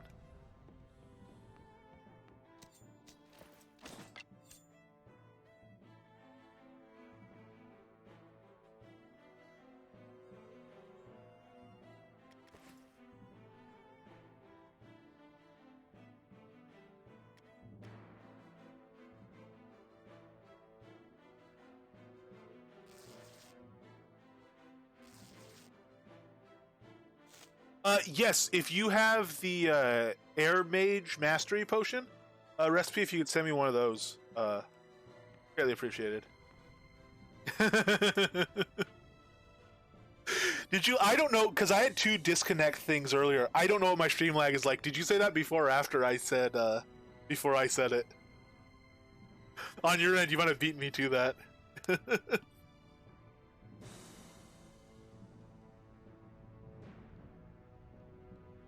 Before? Same time on Vulcan's end? Nice.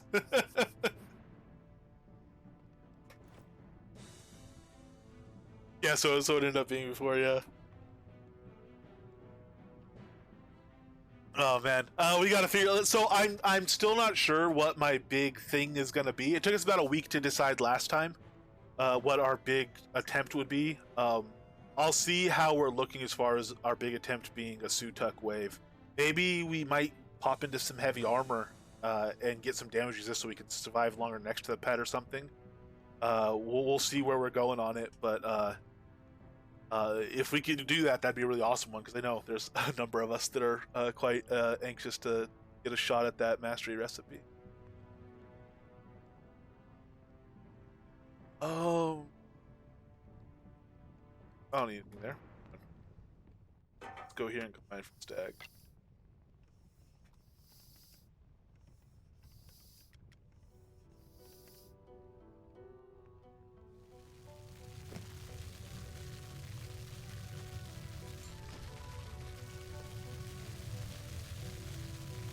So, 2 silver ingots per taming necklace is what makes it rough.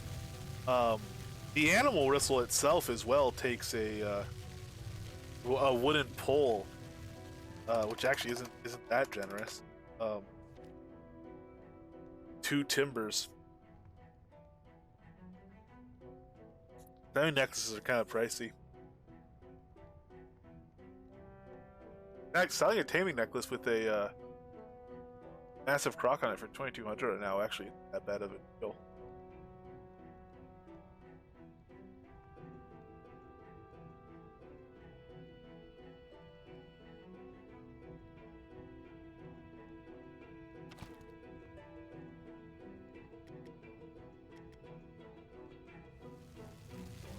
Alright, go up to rare.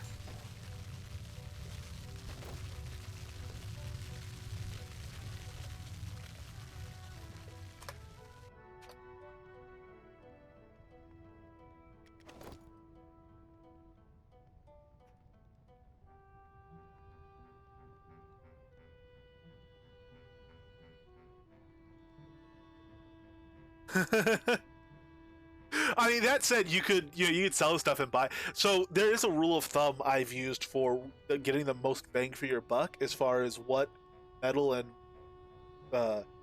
wood scrap sells for and what you get out of gear, and it's if the gear has an NPC value listed of over 100 gold, and if it's green durability, then you're better off selling it for gold to an NPC and buying wood and metal scrap.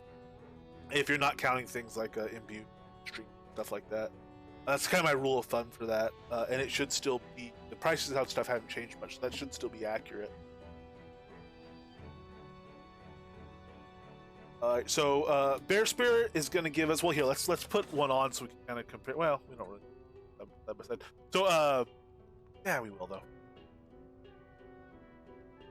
Why can't I move?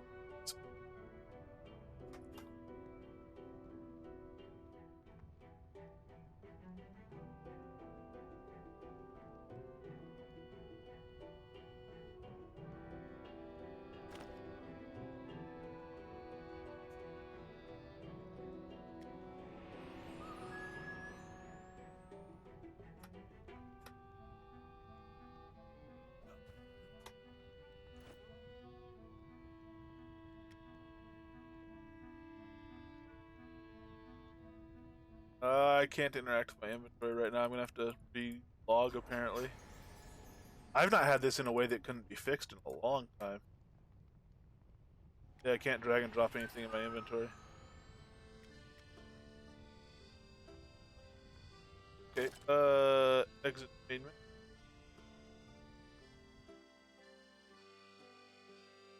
Hey, enjoyed dinner, Vulcan.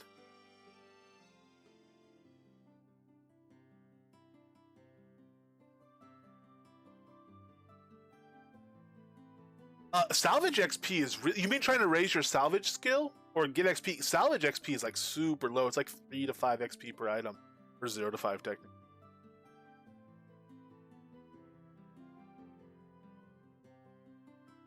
Yeah, if you're trying to raise the skill, then obviously you got salvage stuff to do that.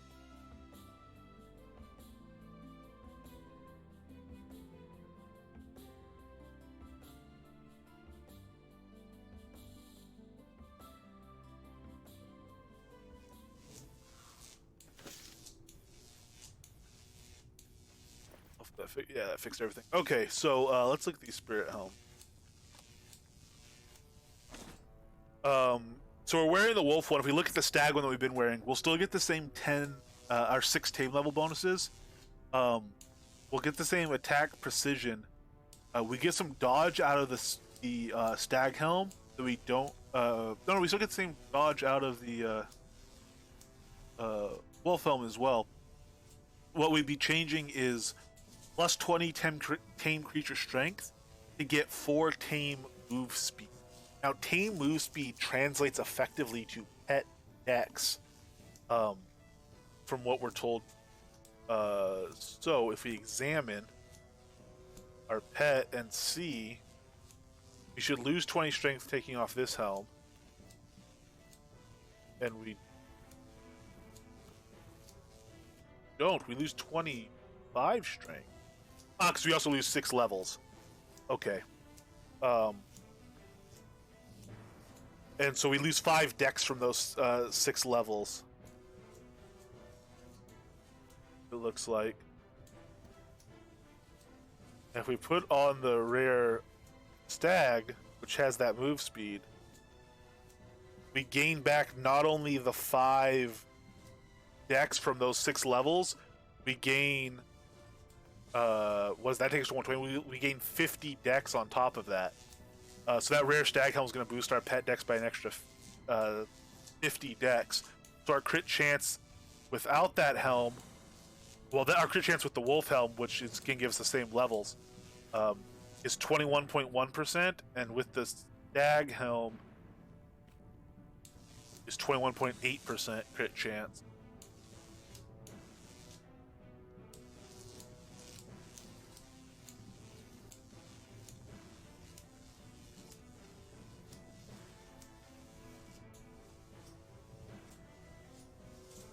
What happens when we put on wolf helm damage? So our damage here is 40. Base damage is 54 to 90 with the wolf helm, and with the bear helm is 51 to 85. That's actually not much of an extra crit chance to make up for that lower damage. We'll try that on the dummy. So let's see what the bear helm's giving us to offer if we compare it to like the stag helm. It's giving us the same tame levels. It's giving us the same dodge modifier, but instead of the move speed, we're getting getting high toughness, so we're getting more defensive, and it's giving us taunt power, so we're not having to worry as much about aggro loss or aggro generation. Yeah, that's what we started by saying.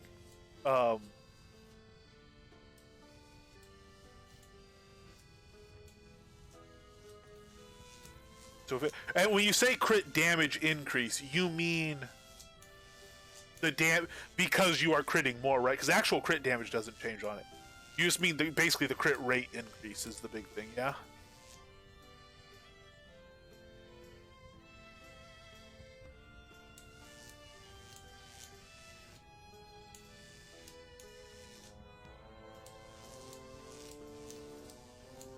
Crit damage multiplier shouldn't change Should it? From what stat? So like if we have the wolf right here, we're at 380. If we put on the stag, we should still be at 380. Yeah, we're still at 380.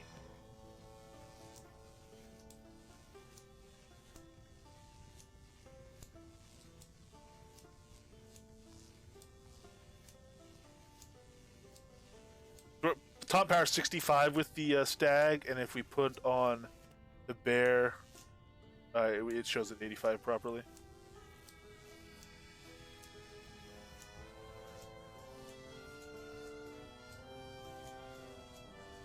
So if we pull out our croc like he is now, there's a couple things to account for as well.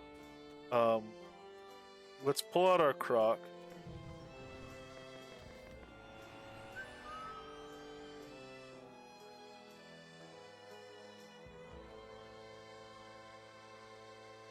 Which other done since getting my taming?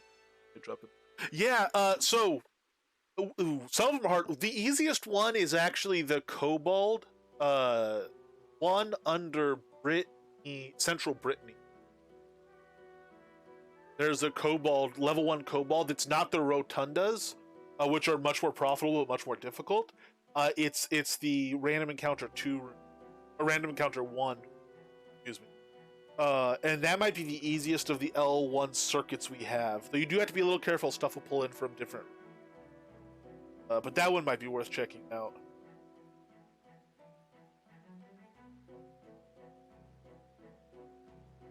There's also level 1 Lich one, but it's like super hard.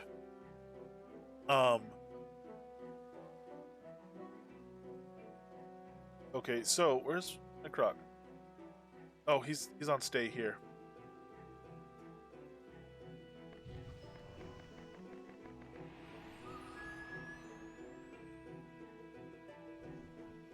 So you can attack away on this practice dummy. I could reset attack stats.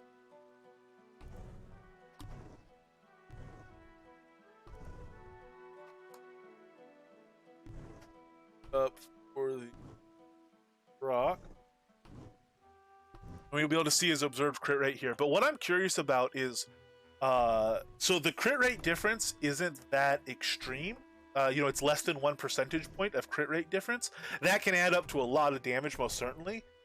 But if we have Atonal Aria down, we're going to be pushing even higher, theoretically, into the diminishing returns on crit chance.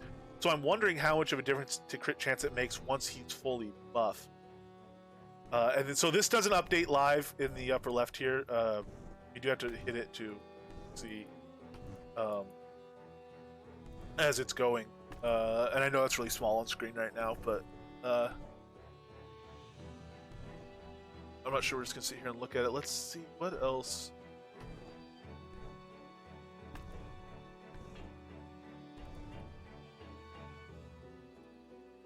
Might be considered. Oh. Uh-oh, what's...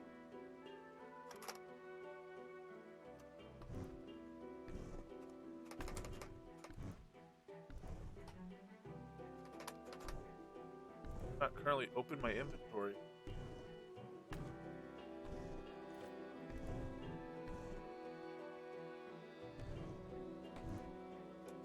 This is weird. I can type in stuff. Everything's working, but like none of my hotkeys are bringing stuff up.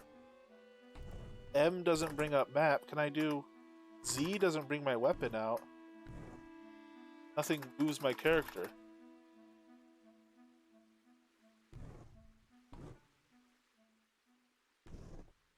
What is going on?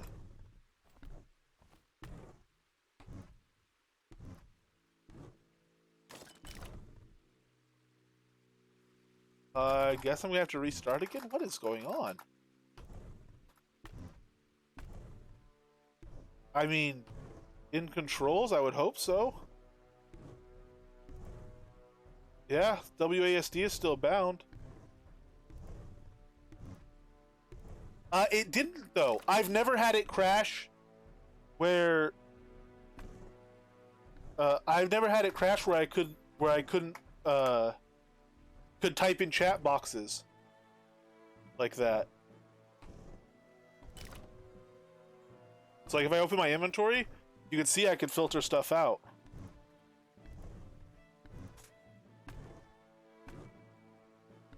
It's not toggle cursor because I have to right click to toggle cursor.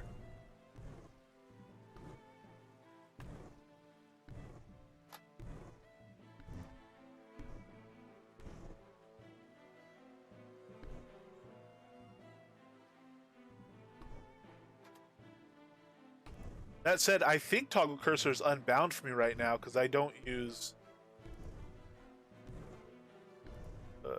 toggle cursor. Yeah, toggle cursor is unbound for me. I tried binding it. Well, actually, maybe I can't. Ah, Alt. There's the problem. Alt something. Alt. What's Alt GR? I don't even know what that means.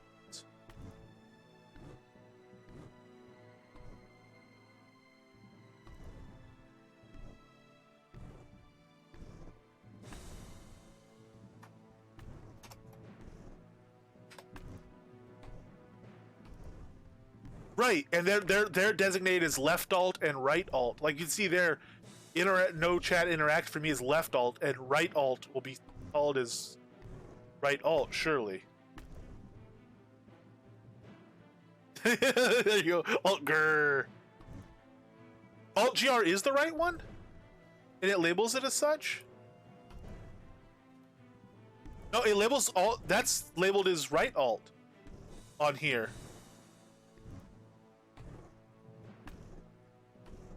And now it's gone though, so pressing right alt did toggle it. That's super weird.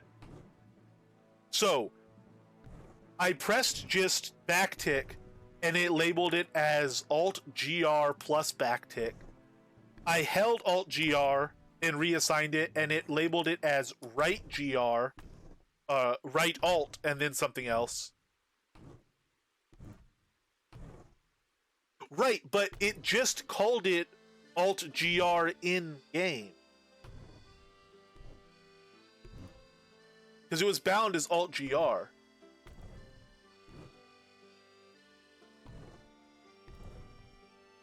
Yes, yeah. I mean, we're definitely on the track of it. You're definitely right. It was the right Alt key. It just has weird, inconsistent behavior where sometimes it's calling it a different key. I'm going to try something. I'm going to hold down my Alt key while I'm focused on a different window. My right Alt key, and then I'm going to click over, lift it up, click this, and try to assign it. And it still assigns right. I don't know. That's really weird. Yeah, I'll summarize it in text. I can clip the video, but I'll try to summarize text, maybe take screenshots. That's a really odd thing. I wonder if that's related to why keyboards sometimes stop working. And I wonder if manually navigating to the keybind window, as long as you could click, and doing something that would toggle it, like using the right alt somehow, would fix it. Or maybe just using it. That's weird. Toggle cursor. Oh, dang it. I don't want toggle cursor bound. I actually bound it to mouse wheel up, so now I have to bind hotbar 8 mouse wheel up again. There we go. Now my binding's all good. Okay. Well, we solved the problem. Yeah, well, but they might have an idea of. Oh, except I can't move to the right because I accidentally bound something to D for a moment. So back into controls. Move right. None. Let's go ahead and move right to the. They might have an idea of how to replicate it though. Once they know that what's going on is for some reason it's treating right control as two different keys, they might realize the context under which that's possible. And I have no idea myself. But yeah, I mean, if they can't figure out how to replicate it, then it doesn't do much except haunt their dreams, I suppose. But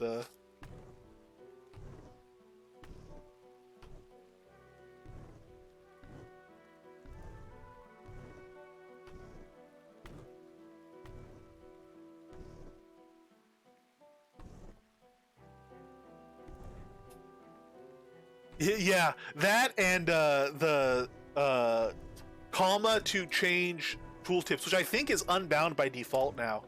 Chris said he was going to unbind it by default, but tooltips disappearing. I thought that was a bug for a day or two when I first did it, and then I figured out that it actually wasn't. I think I was searching up how to, is this a known bug type thing, and I found out, oh, it's not even a bug. But I just assumed it was for a day or two because it happened. I didn't notice it until like I logged in one day and there was a patch, and then I noticed after the patch, and I just assumed, oh, the patch, I guess, made that not work, or what's going on?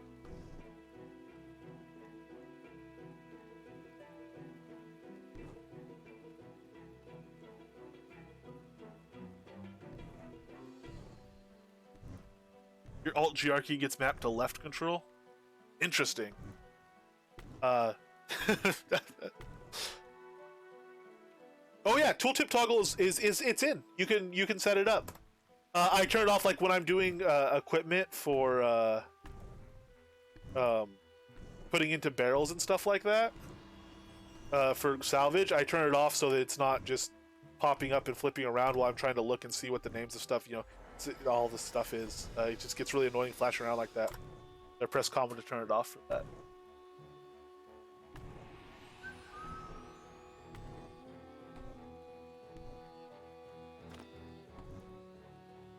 Oh, you say low? Yeah. Sorry, I misread that a little bit, but yeah. All right, so let me set scale 2, and I will take off this timer. Refresh this, and so we're observing. We've done 530 attacks. He's at 24.34% crit rate.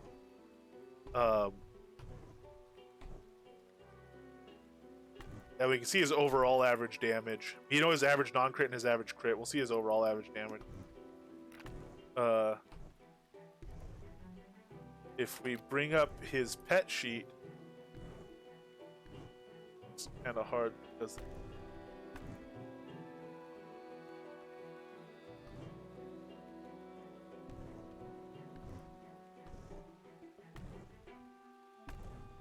down here at the very bottom, we'll see his labeled crit rate, his nominal crit rate is 21.1%. Against the dummy is what that's supposed to be. So we might be closing in on that. Right now it seems to be running a little bit high. There shouldn't be any reason for that. We haven't done any Sonata on him.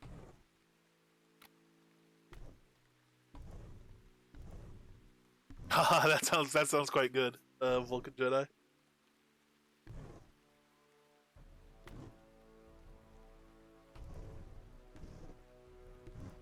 Okay, so yeah, it's kind of dropping a bit now. It goes up. We are trending a bit above the average. I'm gonna go ahead and write this down though. This is the whatever helm we have on. Okay, so this is the Stag helm. So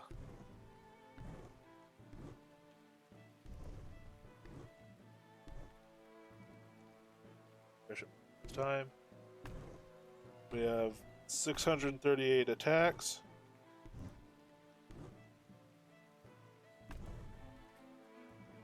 Six 4,000 hard damage. 23.8 crit. And the average size is we don't need as much.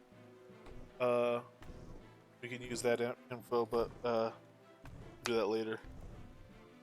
What we're gonna do is just the average hit size overall for crits and not crits alike. Okay, and the crit rate's not bouncing around too much there. So let's go ahead and have him stop attacking. We will reset that information. Hey, I told you to stop it. He doesn't listen on the top attacking, does he?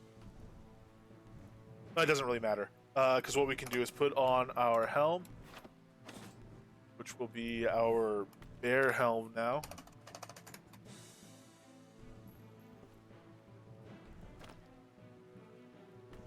And attack details, attack stats will reset.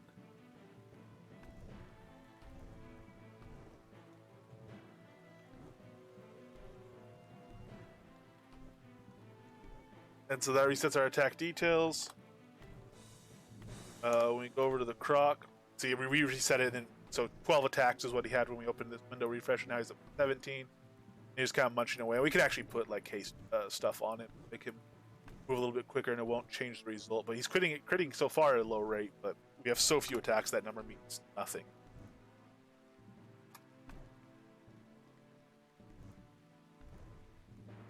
Daily.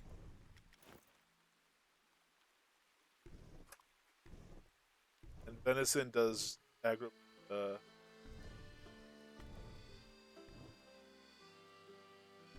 Rat Pate does focus regen as well. That shouldn't affect the pet, but it might in some way we don't know of. So I don't necessarily want to take that. Well, yeah, if the results aren't what we expect, we'll know that that's a possible factor, but it really should. As we notice, we're at 68 attacks now. We're up to 25% crit rate in the long run. So, I say in the long run. It's not the long run yet. That's why we're waiting for a long run to see what happens. So the what we're looking for here is whether or not this. We can just take this down for now. Whether or not this extra crit chance from the Stag Helm is making up for the lack of strength. Oh no, we have a Bear Helm on right now. That's not the one we want to be testing right now. We want to test Helm right now. So let's encrypt that, and attack details will attack stats will reset them.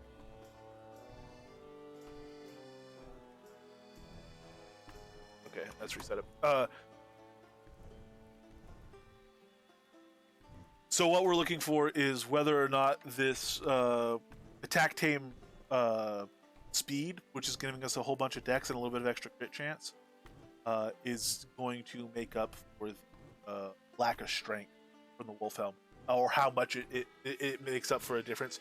And so when we look at our pet sheet, we can see we have a significant amount more strength than dex with this.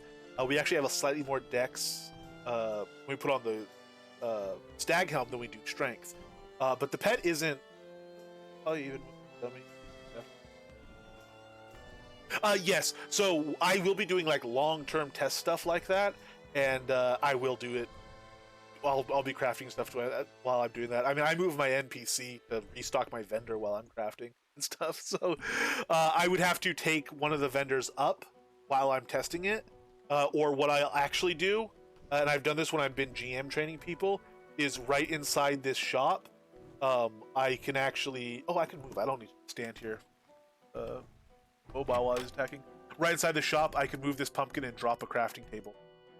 And I've done that before while people were GM training, and drop my remote bank and craft inside here while he's going at it at the dummy. What I can't do though is let him go indefinitely. I do eventually have to stop him and let the dummy refresh, because he will chomp through the dummy. And we're gonna be testing with different pets and stuff. So I'm gonna be doing like a lot of standing here testing stuff. It's obviously gonna be mostly off stream, because a lot of it I won't even be, fully at the computer. I'll set him chomping and come back in 20 minutes and write down the results, change them here, set him chomping, and go walk the dog, and then come back and do that. So that's definitely a very good idea. Audacious is here.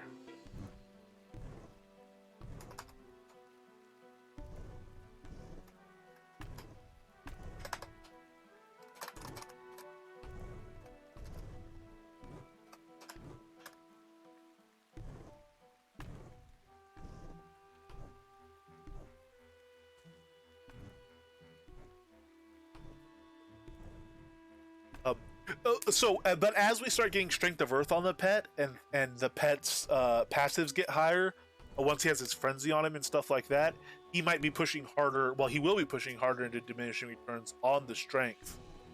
He was just in zone. He's in zone. Iron Man and Pepper are here too.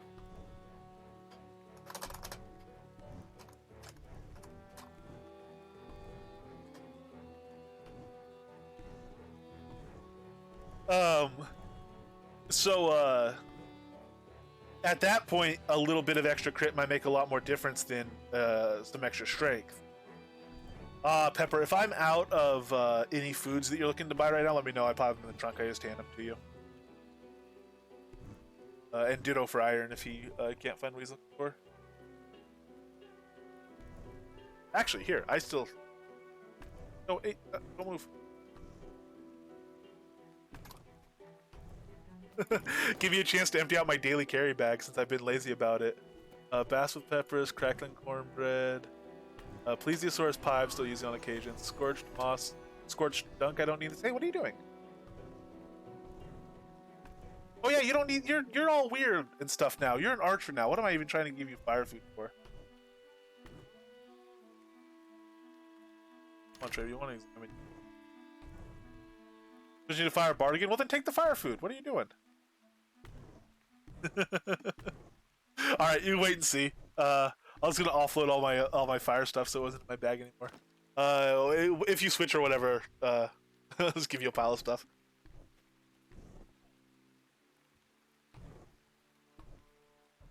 Fire bar. Oh, you really need the spec. I mean, fire taming is interesting. How many attacks have we gotten on here? 287 so far, 23.3% crit rate. So that'll shift around, but right now it's a 0.5% crit rate difference. So if you look at our last thing we did with the Stag Helm, we did 64,193 damage over 638 attacks. So we averaged, oh nice, 100.62 damage per attack. So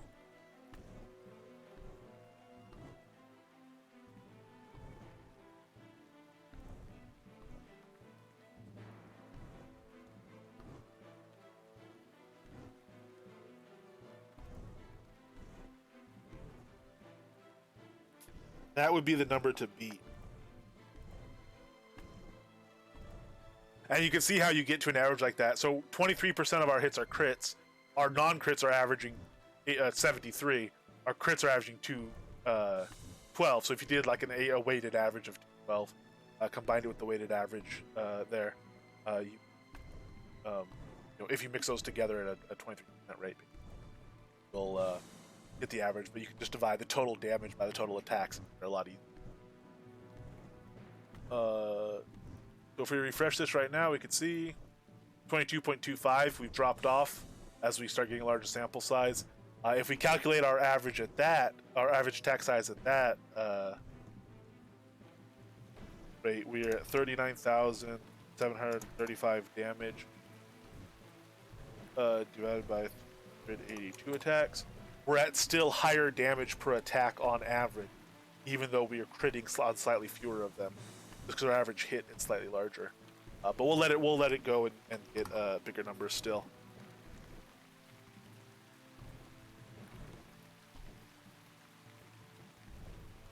Xander, yeah, exactly. Archers, because sometimes that guy over there really needs a stabbing, and he's not worth walking to. That's what it is. I like that. I like that explanation of why archers.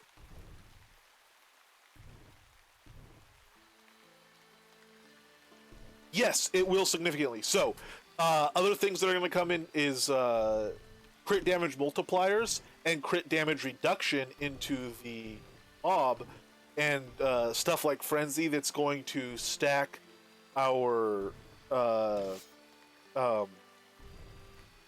strength up higher. Let's heal creature on this. Oh, we're in a weird deck. Stack our strength up higher, and oh, why did he stop attacking? Oh, because the dummy died, probably.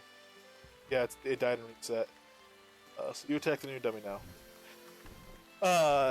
Which is going to push us higher into diminishing returns on the effect that strength has and things like that.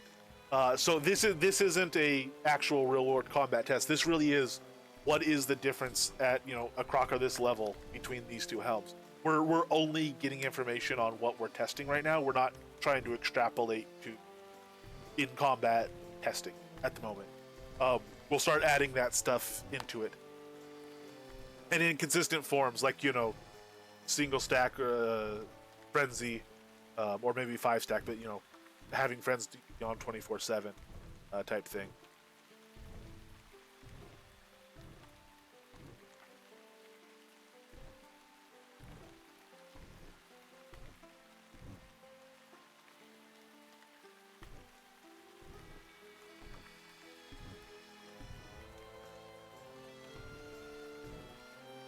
Vector, yeah.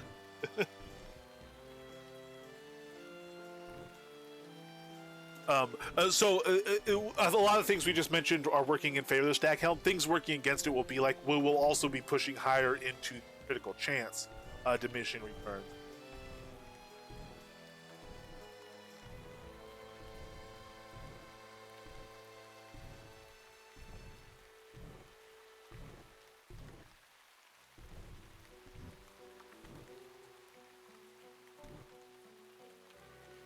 Right, yeah, that's what we started off by mentioning, was that the crit damage multiplier is going to be a significant factor in it.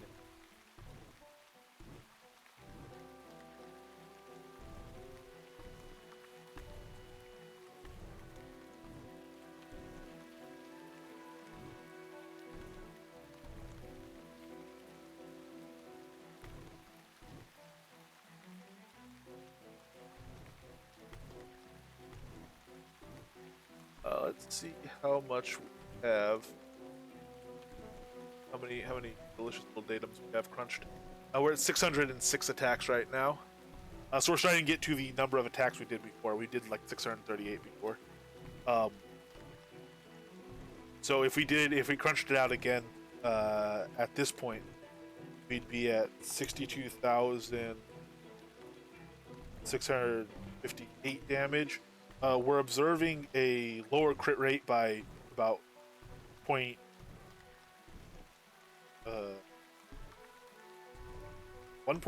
or actually a 1.4 percentage points lower crit rate. But we are seeing a difference in crit rate. And our average attack size is still at 104. It went from 104.02 to 104.08.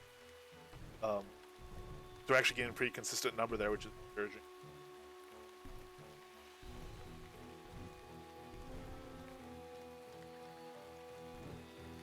Yeah, so now I was thinking that once, if they introduce stuff, there was a talk about having pets level separately. So they were talking about ways they might change taming. They were talking about pets leveling separately from the player and just basically accumulating experience points and stuff like that.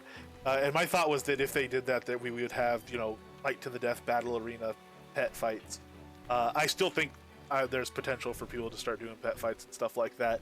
And I think with the gear that adds even more potential. Once you want it to move away, the more you can move it away from being a battle of XP, which a lot of people play pets very similarly.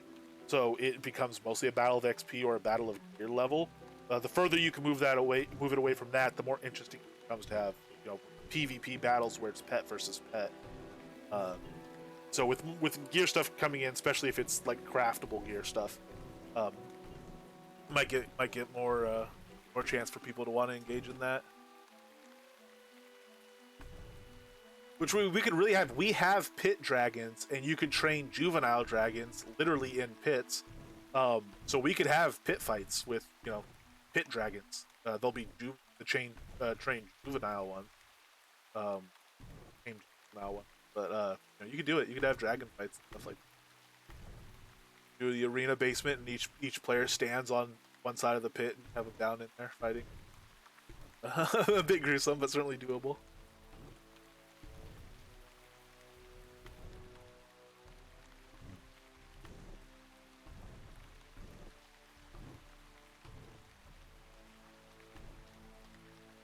Yeah, so it's really, really hard in the wild. So the idea is, to isolate variables and remove as much of the randomness as possible with large sample sizes and stuff like that.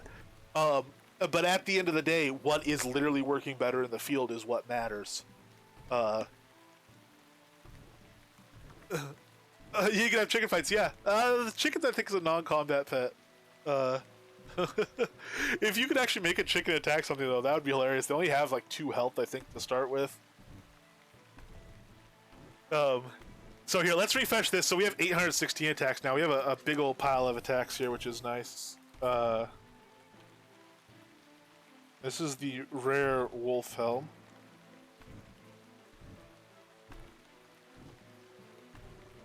And we'll do, so 833 attacks. For a total of 87,304 damage. And a crit rate of 22.69%. And that averages out to, let's see, 87,004 over 833. 104.8 damage per attack.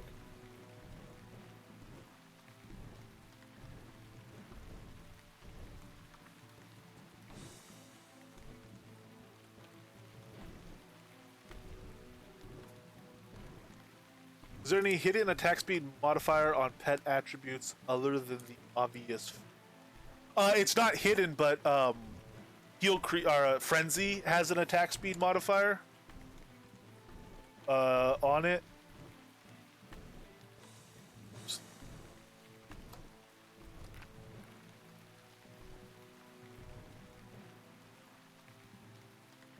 And it might tie into pet level. I don't know. Check that right now. Oh no, it doesn't tie into pet level because mine's at base 100%. So right now with the food, I'm just at 110%.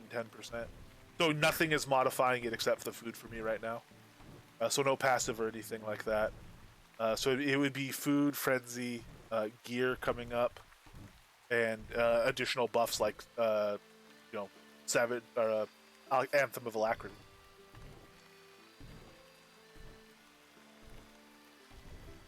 Yes, correct. So yeah, rate of speed only gets us more data faster. It doesn't actually change the numbers that we're actually looking at. Yeah, I really, it would be nice if you could get some combat scrolls and stuff going. That really would be fun. And never nothing crazy, but if you leveled them up super high, maybe a squirrel could actually take out a cat or something like that. A low level cat. I still have a sense of proportion that makes sense, but I think there's potential for a lot of fun there.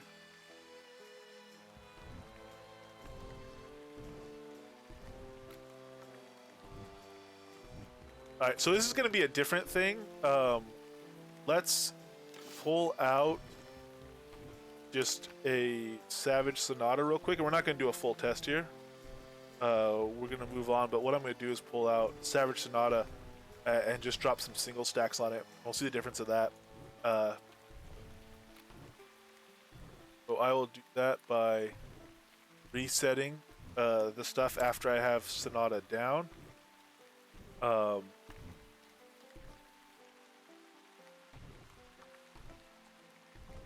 So now Sonata is now affecting the pet, and I've reset it. And I will do this. And we can see his crit damage multiplier went from 320 or whatever it was to 404. And his crit chance on the doll, on the paper doll has changed. I guess, yeah, like 1.2. I didn't see what it was before. He's also getting more strength and dex.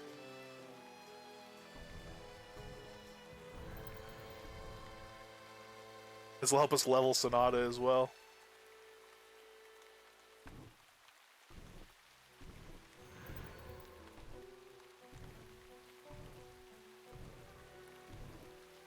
Two Arlies and 8 Kodos in the Arlian, Arlie dungeon? Ardoris dungeon? Arlie dungeon? Which dungeon? Where are you? Arlia. Oh, okay, cool. In in the Cobalt Rotundas or in the Variety Dungeon that Dr. H has set up. Those are both Dr. H's dungeons that are set up. They're both fantastic. Wide Swamps running through the Variety one was a lot of fun. And then, everybody knows by now how much I love the Rotundas as a grind room. And just a fun room, a difficult room. a challenge room at higher levels. I have enough to do a level 5 rotunda right now. That'll be placed soon. On the road. Yes, cool. That's the variety one. That's by far the cooler and more fun of them. More fun in the honest sense of fun. As much as I do love and have a lot of personal fun in Rotunda Circuit.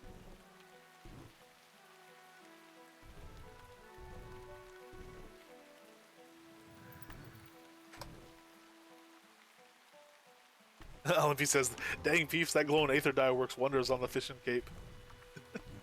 Dyed it.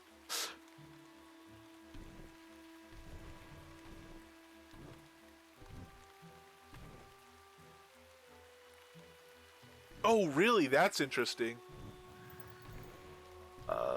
Oh, this isn't going to be a valid test anyway. What am I doing? I'm thinking, oh yeah, we're leveling Sonata while we test. That's going to make it an invalid test. That's right. I'll just get an idea of this with some Sonata, and we'll stop there. I'll do the rest of that later. I have to do after Sonata's locked, and I'm not going to just spam Sonata like this if I'm not leveling at least. Wait. Yeah, it's a weird thing that goes on with those totems.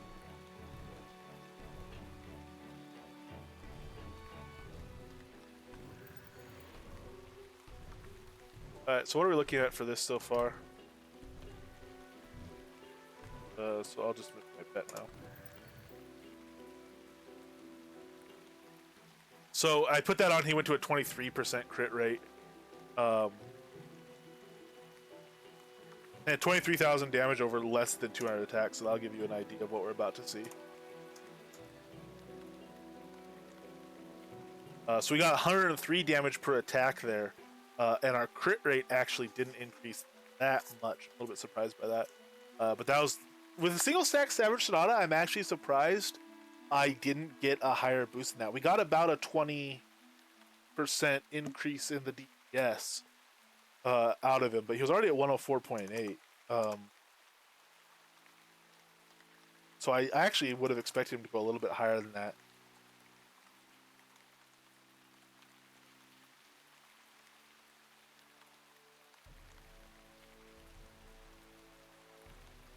18% increase.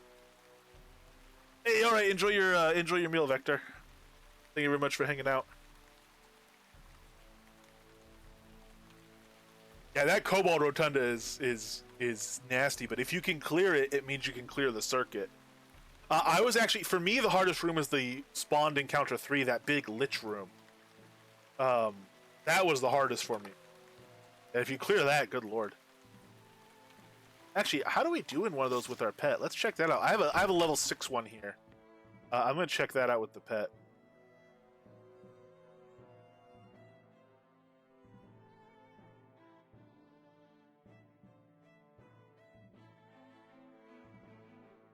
Ooh, level 6 is insane. This is testing whether the pet can survive, because I doubt I can keep him alive. He won't be able to kill it in a reasonable time. It's a super high health set of mobs. Let me go ahead and do set scale 1 in OCX tools so we can get it a little bit more readable on our screen. I will do. I'm just gonna go straight for the boar. I'm not gonna try the legendary croc here.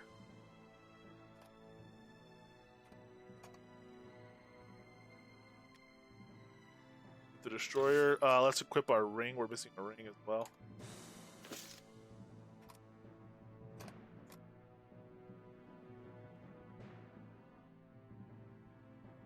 I'll want to comment on it, but we'll put it on.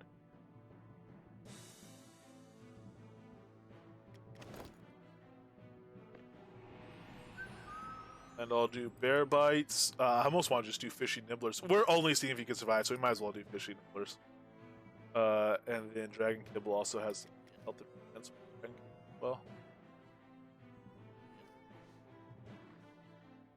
So my boar's at 3,400 health.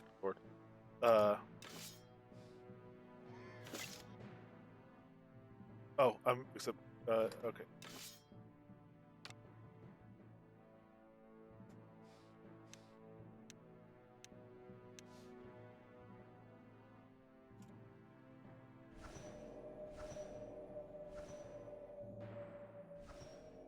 Oh, you play. Oh yeah, you've not seen. Oh yeah, he's got a bunch of stuff.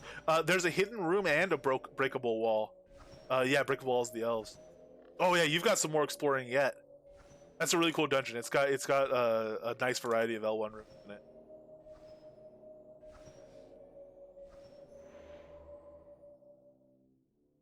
I don't. Do they both have a spawned encounter 1, Dr. H, or is that only in front of the rotundas? I'm gonna put frenzy on from the start. And really, I want to be able to send him in. There needs to be a pet command that's just run forward for a while.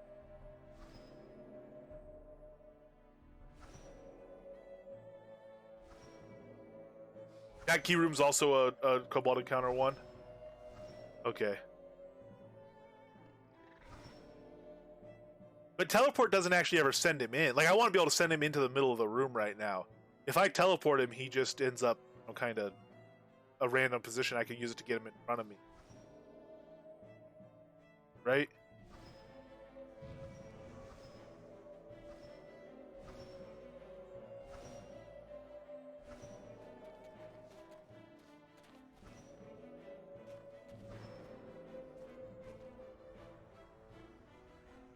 These guys will see. Yeah, he's...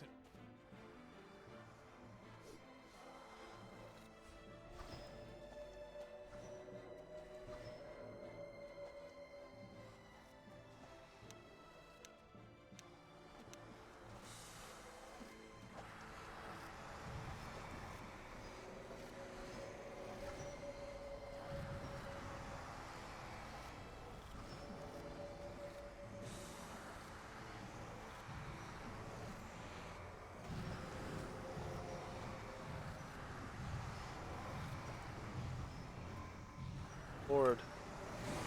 Let's see if I can get a better view on this, or if they'll attack me. Oh, they have AoEs though. They're gonna attack me with their. They're gonna hit me with AoEs and stuff. My pet, yeah, my heal's burned out. I'm dead. He's dead. Everybody's dead. I think I went down before him though, which is helpful. Yeah, he's not even close to being able to tank that yet. My heal is completely burned out. Dynamic healing. I could, set up a deck for dynamic heals. We'll wait a little while on that. Because I even think with that it'd be a little bit rough.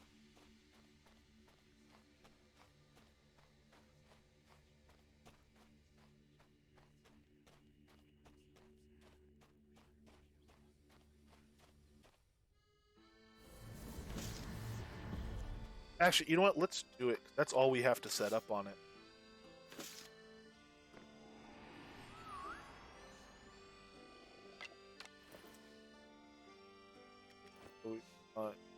Nibblers, Airbite.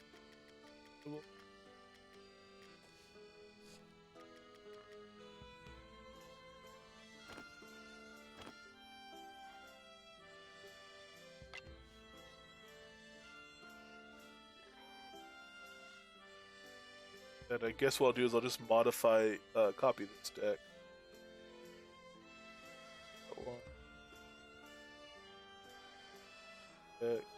Equip, modify. Instead of a tonal here, I'll do a pet heal.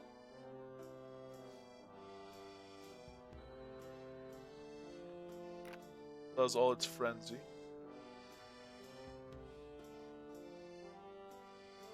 Oh, except I can't stack heal and frenzy together.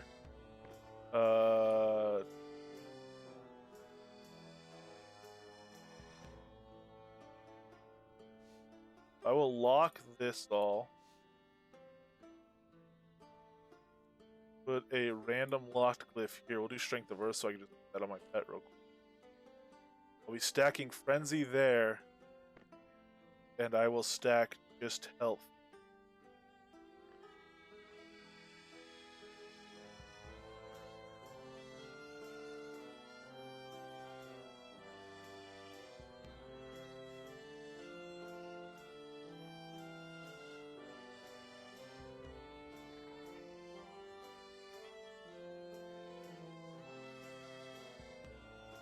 How many cards do we have?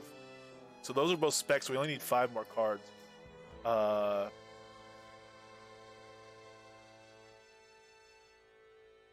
Here. We'll do Savage Sonata in case it is. Melody of Mending would actually be a good one. We'll just keep Strength of Earth locked, I guess. We'll just do this. I mean, keep it locked to that. Keep mine locked. I only have 4 Strength with cards though.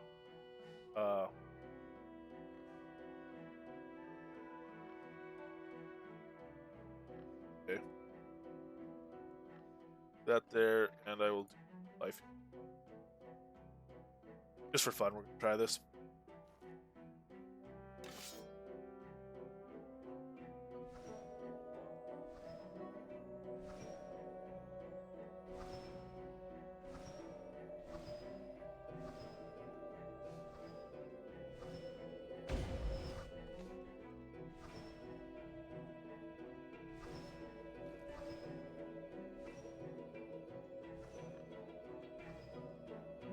Okay.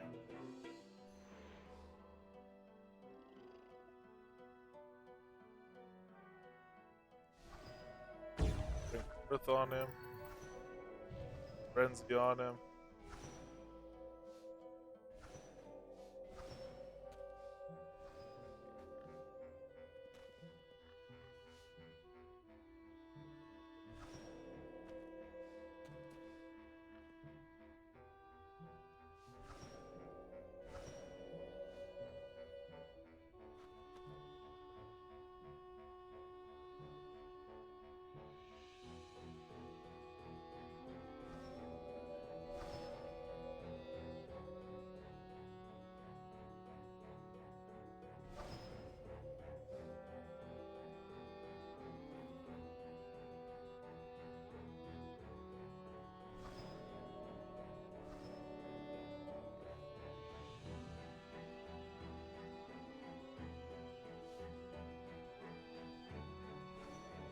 Oh, attack him!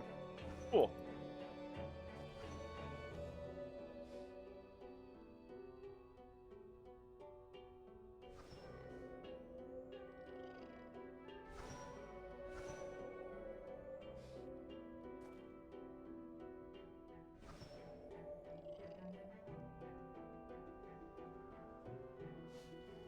Oh, okay, attack him.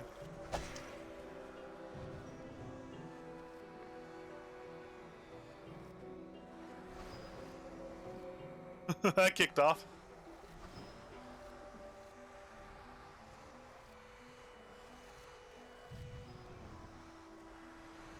Whoa! That pet heal didn't hit him. Gosh dang it. Okay, well, we'll res him. I think being in one dungeon room trying to interact with the other is very difficult and basically doesn't work.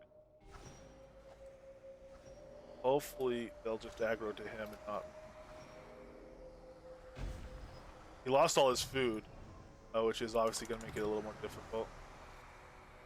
And he's not in range for heals. There's a heal. Try to get ahead of him and be able to stack him a little bit.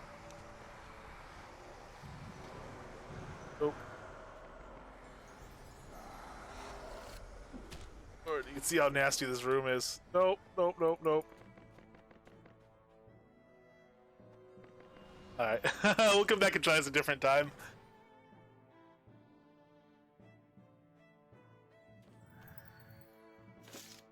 Alright, he's back up.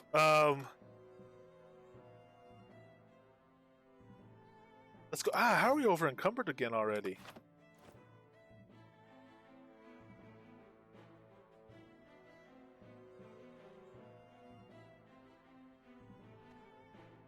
Coal, that's why. We grabbed a bunch of coal. That makes sense.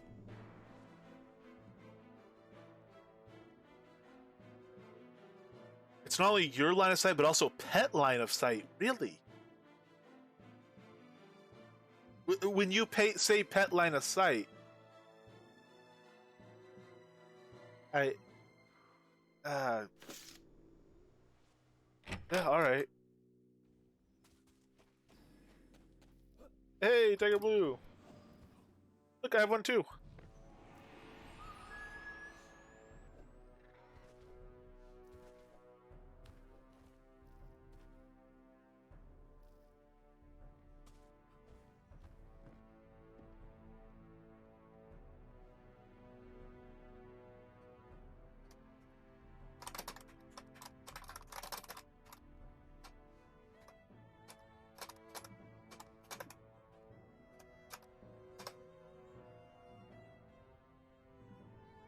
Hey.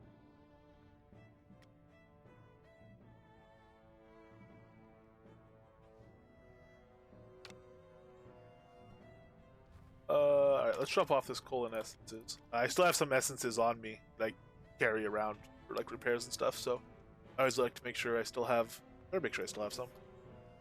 Yeah, just in case I need to repair artifacts, so we can dump the rest of these back into the bank.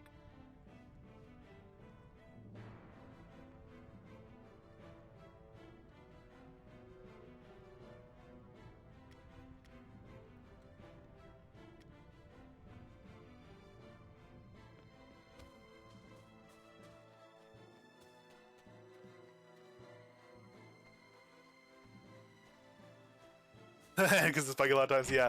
I know he said his creature is the most cast. I was kind of hoping it was Mind Lock. It's funny. He mentioned one time Mind Lock was used like at this incredible rate, and he was shocked by how high it was used. And that did coincide. I don't know how much of it I was responsible for, but that actually the window he was looking at coincided with uh, a time where I was testing running Mind Lock with 0 cooldown through a dynamic spam deck. So I know there was times when I was fighting where I was using Mind Lock like literally, 8 times a minute or so, like 10, 20 times a minute or something. I don't know.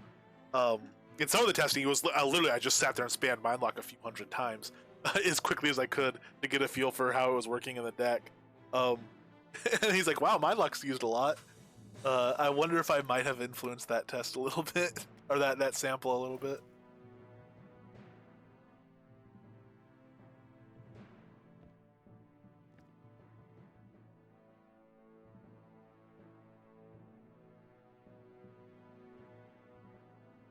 Yeah, I know there's been a lot of improvements in that area, and there's very clearly still a lot of improvements to be made.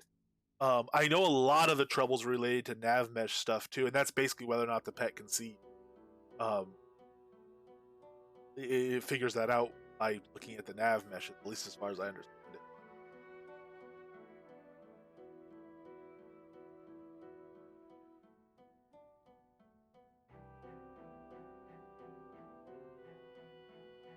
I don't want that stuck.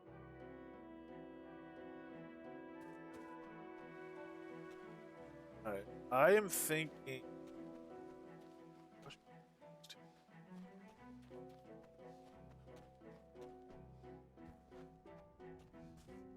Uh,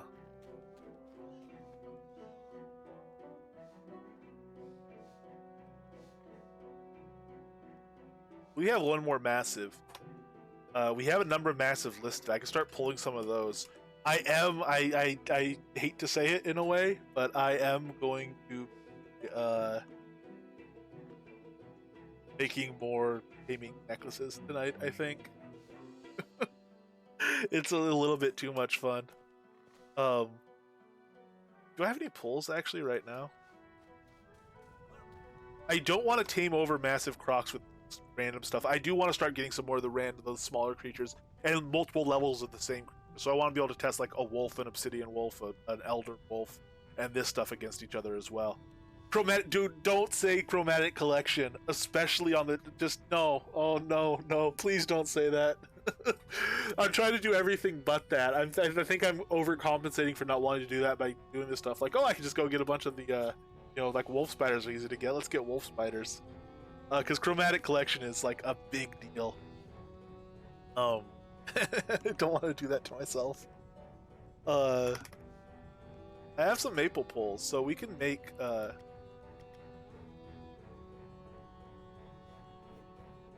some. Oh, we need rasps and stuff.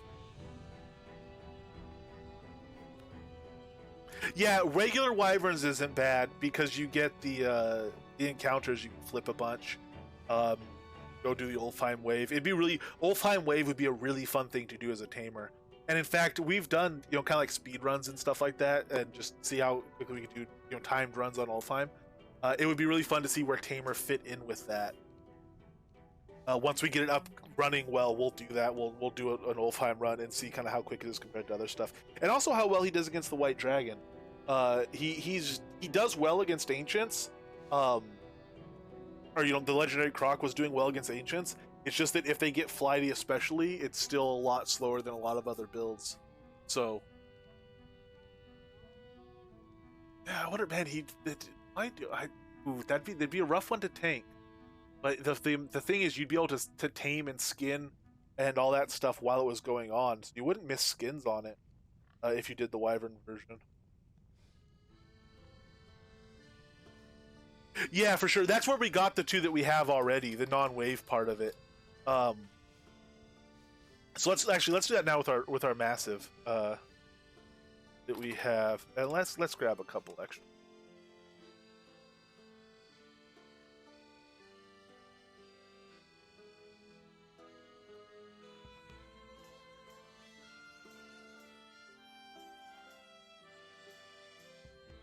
Where do I want to go?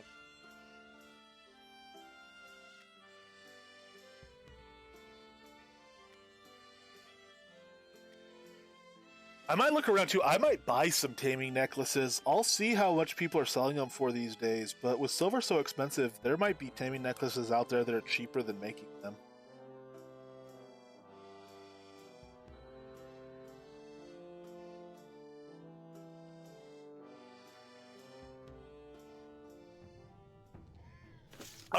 Yeah, I want to use non-wooden. Wooden, I think of for basically like level 0 creatures. Above level 0 creatures, I do like to use non-wooden. And if I have all the wyverns, I am gonna do like some testing with the wyverns, or test. Like I said, I want to get like multiple level wolves to test. And by the time you're testing with them, you don't want the wooden because the woodens have it's negative. Oh no, is it only tame time and summon time? I thought it also had negative creature level. Do the woodens modify the actual creature in any way? Or is it only inconvenient stuff on them?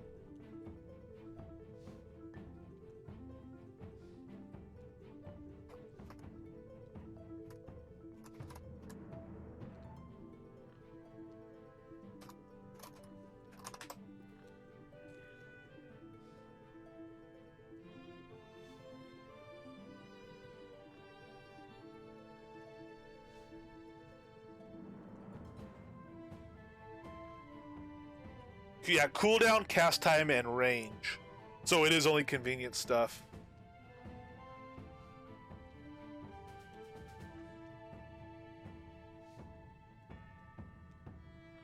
So I mean, range would have an impact in combat, obviously, but it's not as far as like A/B testing on a dummy. It's not going to make a difference. So yeah, I could do wooden. I don't know. I think I would still like to have them on like regular necklaces for stuff like wyverns. Wooden necklaces for a reason. I think of it as like level 0 creature stuff. I'm not too worried about the cost for getting a collection. I'm worried about the cost of going crazy and wanting to tame like 20 destroyers and stuff of each type and stuff like that. That's where it's going to start being a bit of a problem for me, I think. So in theory, I'll be able to keep vendors stocked and eventually they pay for themselves, I guess. But I don't know. I don't know how many people are wanting to buy a half dozen young juvenile white dragons and stuff like that.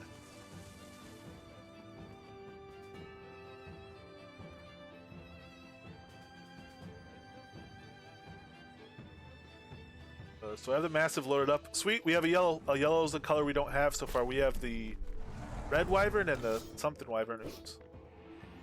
That killed me before my stomach gets out.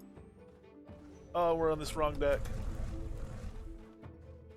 Oh, we're all sorts of messed up. Go, massive croc. Take aggro. Take aggro. Attack the yellow wyvern. Oh, I've made a mess of it all. Save me.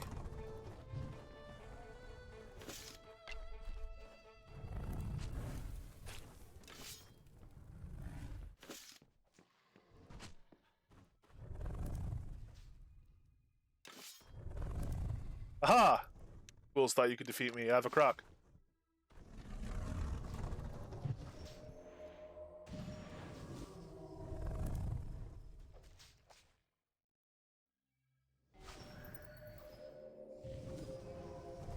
Wyvern's half dead already. Oh, damning him. Oh no, he's dead. Oh well, too late. Lord, that happened fast. Alright, well. See if we can get some wyvern chops off him. Or a head. I don't have a yellow wyvern head.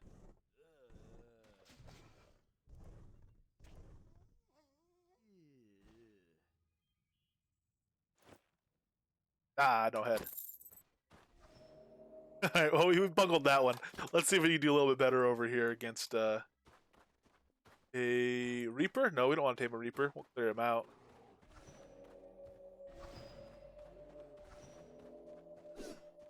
Stag's not going to help us in our Helm goals. Although our next Helm goal is far off. We already have a rare of all the Helms. So we're going to focus on other gear a lot more. Probably do pigs more than anything.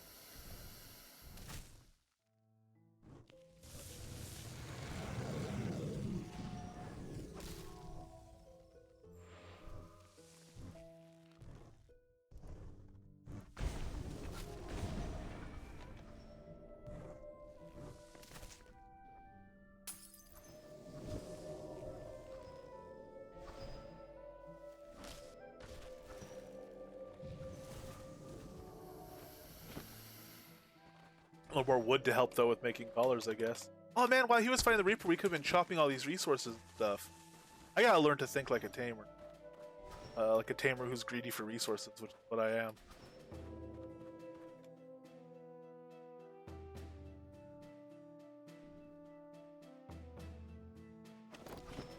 Hey, beetle. Let's get over here and see. He doesn't have any food on me. Actually, dismiss him. I have a hotkey. As we run over here.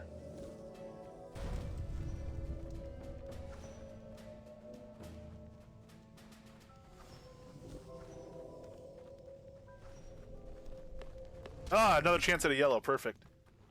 And I don't even need to bring out the massive croc. Because, unless I wanted him to like grab this obsidian board, we can take this guy out with a tonal. And I will be able to just tame the yellow wyvern while he's busy with this bear.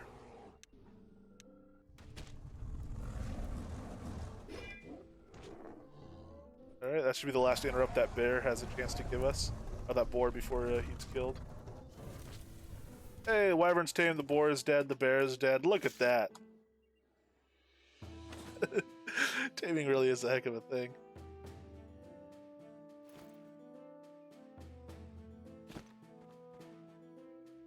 Alright, so let me check the sheet. What colors do I have now of wyvern?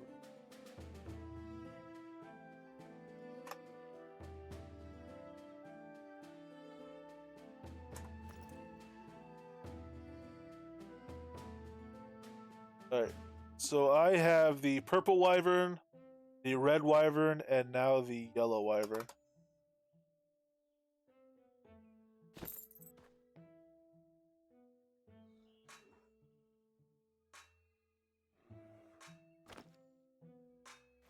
All the colors! Yeah, chromatic wyverns is one I'm actually get.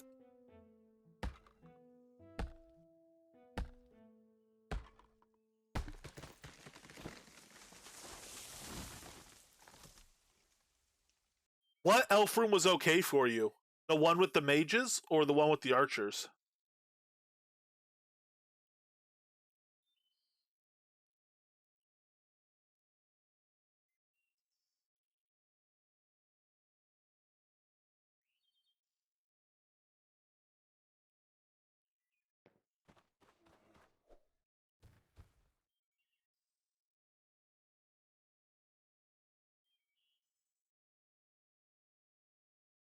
Okay, we are going.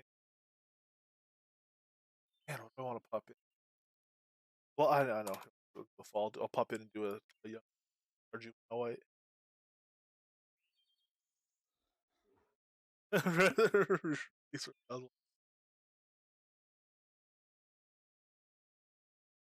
Okay, if you want that mage room can drop a lot of Sage's sashes, which incidentally I buy. Just saying. I'll buy those for 3k pop. Just saying. And a lot of Ankhs of Sacrifice, which are basically essences, but you could still sell them really fast for like 500 if you wanted. And it gives a bunch of weapons. Those mage rooms, we have an entire circuit of those. It has one archer room in the middle, which you'd either have to run through or you could just go back to the start again. But in Ardoris, if you look for Zeke Latrex's lot, it's our guild lot there. There's a whole circuit of those in level 1 if you want to run it. Gosh dang it. Die on the way down.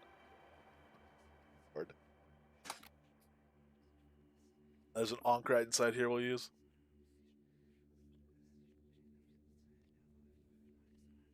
I did come here last night and do the mage room, the Lich Mage room in the fall.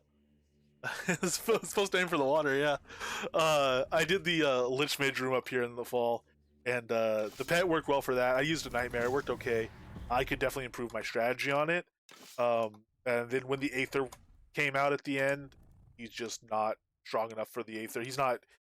He wasn't doing sufficient DPS into him to really be worth doing. So I split.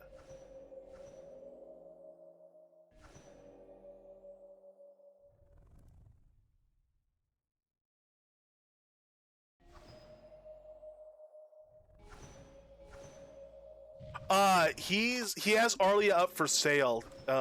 He's not really planning on playing anymore, I don't think. Um, I don't know. He said he was going to leave the NPC town stuff up, but he might decide not to. But that's guild stuff. So those stuff like that will stay up either way. Like the Novia Market guild town guild lot is in my name now. That's why the deco's down. I haven't redecoed it, sorry. But that used to be in his name, and now it's in my name. So like, we'll still have Templars will still have guild stuff around, most definitely. And doing starter dungeon circuits is a big guild thing that we want to do. And doing like the guild dungeon, the main guild hall isn't in Arlia anymore. It's not up there. But that guild dungeon will be placed in other places. Probably it as multiple different dungeons, and probably working with other guild members to make the best versions of them possible. So all of that stuff will be around and is still around beyond whatever Zeke decides to do.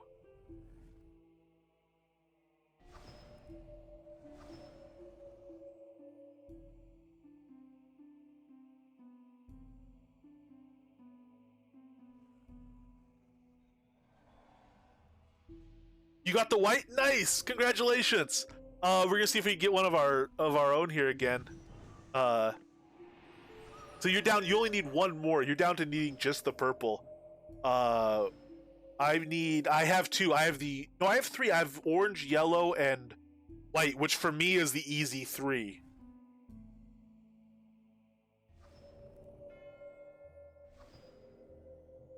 Yeah, $1,200. I think I think a slight typo there, but yeah.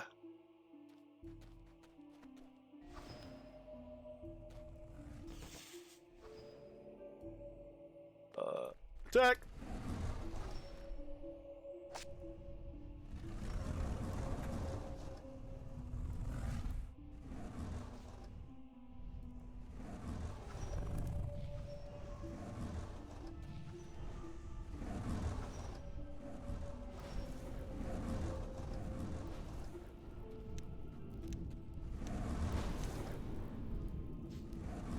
I should be facing the door when I'm doing this.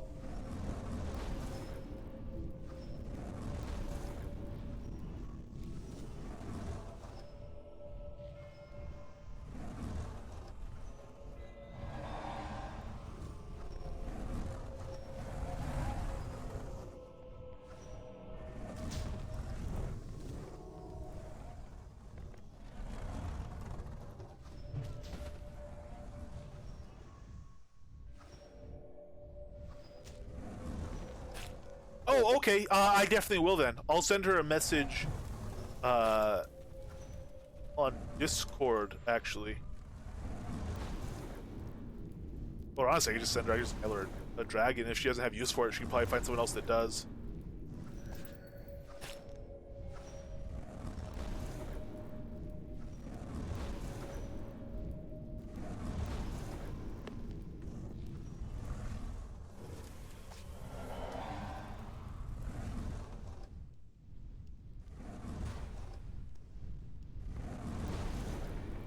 Yeah, it's a lot of work that governors put into running towns and just making towns, just laying the stuff out and everything.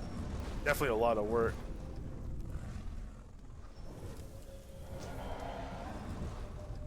That juvenile is just like attacking me now, which I don't like.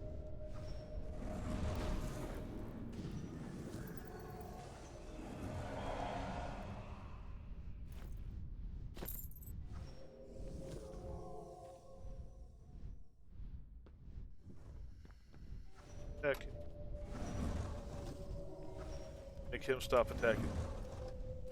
And then, unlike the wyvern this time, let's actually aim him before he gets killed.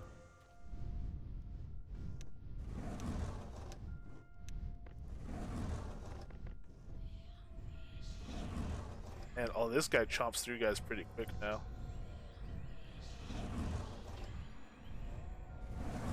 Hey!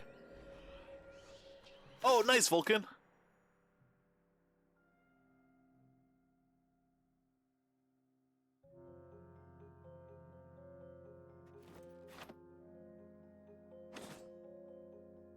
Pants are dead again. These pants are gonna be a 0 out of 0 soon. I should switch to something else.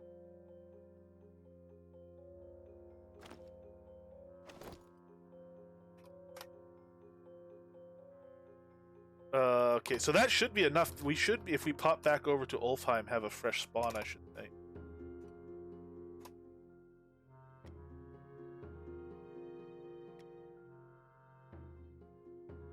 Hey, my poke got set to show. That's odd.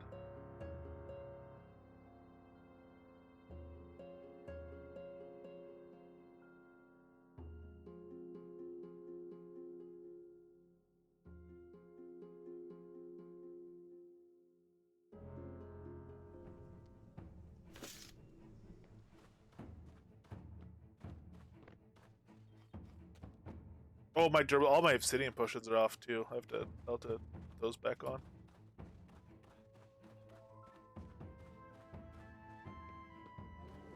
As Reaper's for now.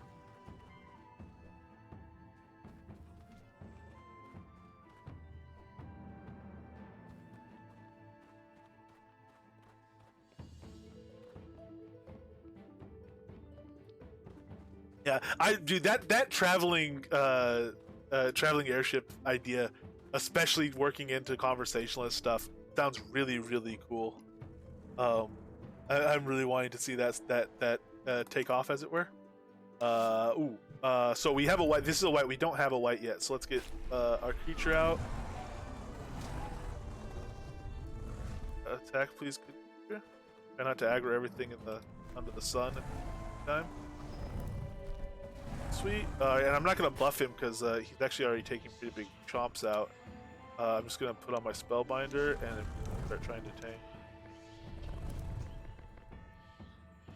I'm actually gonna tell him to stop attacking.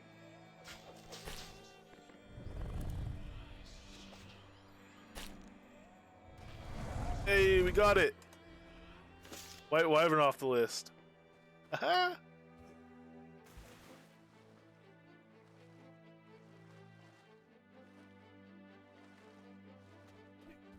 There should be something here. Wow, play.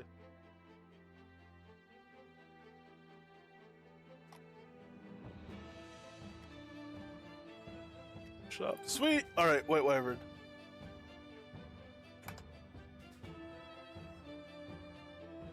Now, I'm not technically saying I am trying to get all the colors of the wyverns, but we do have half of them. We have yellow, white, red, and purple. We need the orange, green, blue, and black still. So we can try to like flip some barbarian scenes and see about getting those. But those will require more colors. And maybe a little bit, probably just straight taming them. More colors, not more colors, more necklaces. I have collars. Need more necklaces. Ooh, Las Vegas open. Let's go grab that real quick. Thank you very much, Submarine Mike. I need that 50% learn speed. It just fell off about an hour ago. Oh yeah, I don't have a teleporter.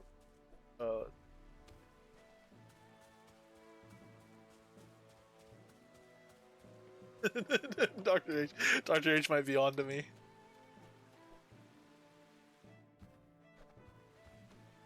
Hey, hello.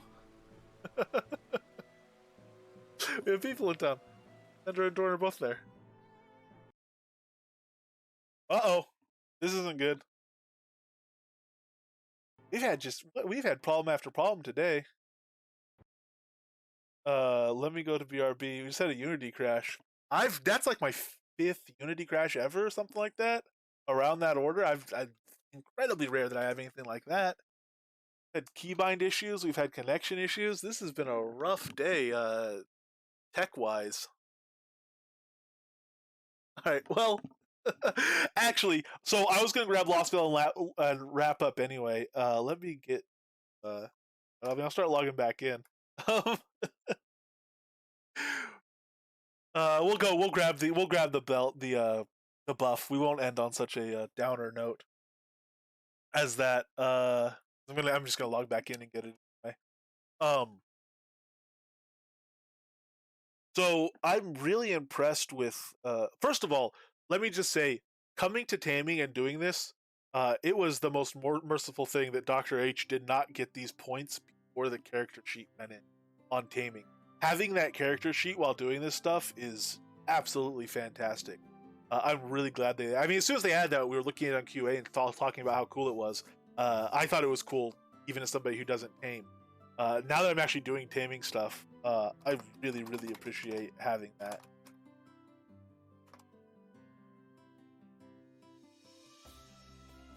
I'm also really excited because, for all we know, come Thursday, less than a week from now on the 28th, we'll get release 95, and for all we know, we'll be getting some pet gear in that release. Either recipe drops that we could craft stuff, or just maybe even some recipes we could buy to craft stuff for those slots. Maybe direct artifact drops for those slots. I really don't have any idea. I don't think anyone does outside of the dev team themselves. But I'm really curious to see what happens there. I'm curious to see if they could be socketed, which I doubt they will be, at least at first. Maybe if they are socketable, they'll require a special socket recipe, socket pet item or something. I really don't know. It'll be very interesting to see what they do with that.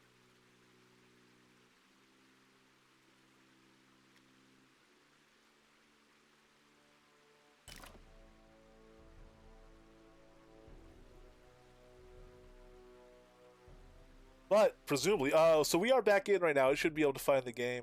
Oh, it might take a moment to find it because I'm porting. Um, there we go. But thing is, when they add slots like that, and they're giving stuff, unless they rebalance stuff in a way that's, uh, you know, going to. Oh, here, you know what? I should. I don't think I'm in open right now. If I switch to open, I'll still be in private. But since I'm the only person, no, people still won't get here. All right. Well, that's a shame. I should have switched to open. Um. Anywho, I'm guessing when those things come in, there are going to be extra power. Uh, Probably just because it usually is. Let's use our wyvern.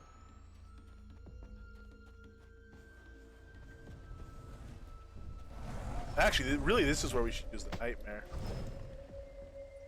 But wyverns get very little use, I think.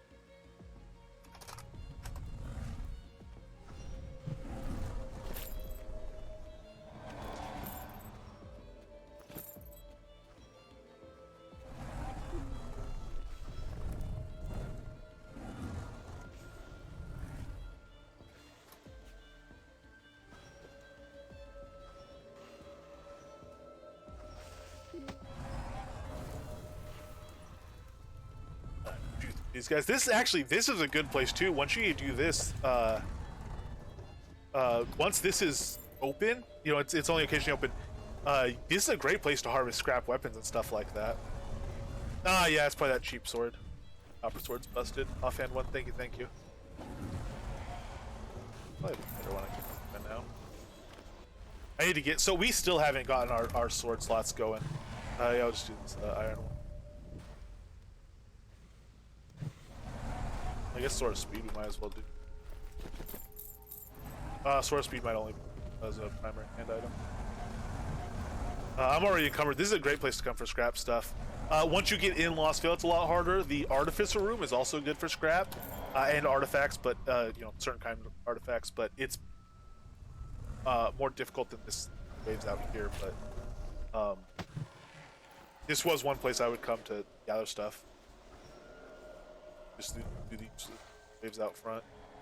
Once you leave, if the Lost Vale is closed, once you leave or log out, you won't be able to get back in. But if you come and you can carry a decent amount of weight,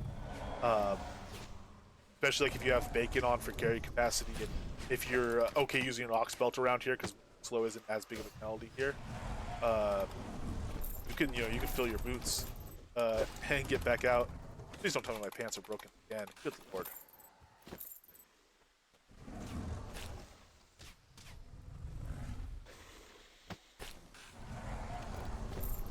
We should get a group together sometime and do Lost Vale. I would love to see how Lost Vale does in the troll room at the end. Actually, even the Kabbalist room. I would love to see how Tamer build does it against that.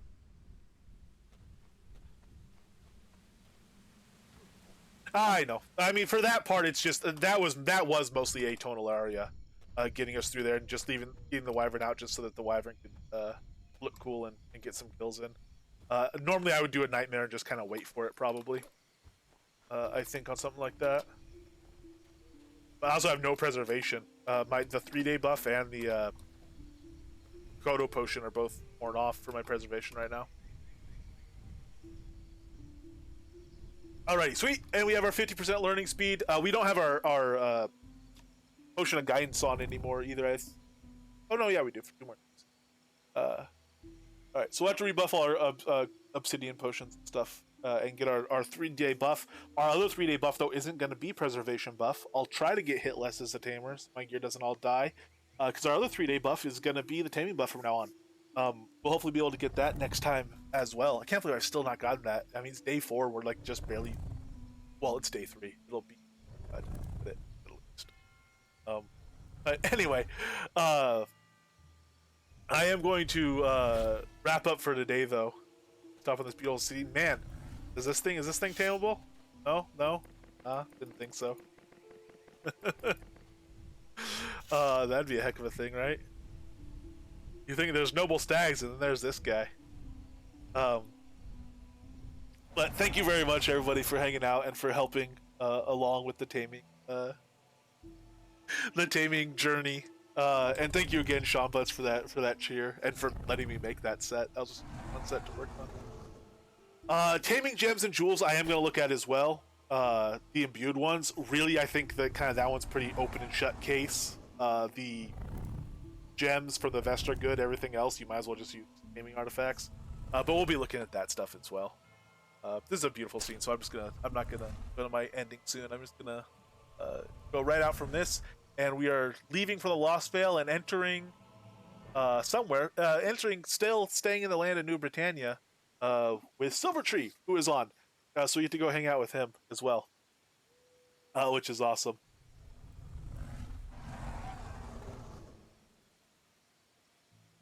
Yeah, it'd be a heck of a mount, wouldn't it?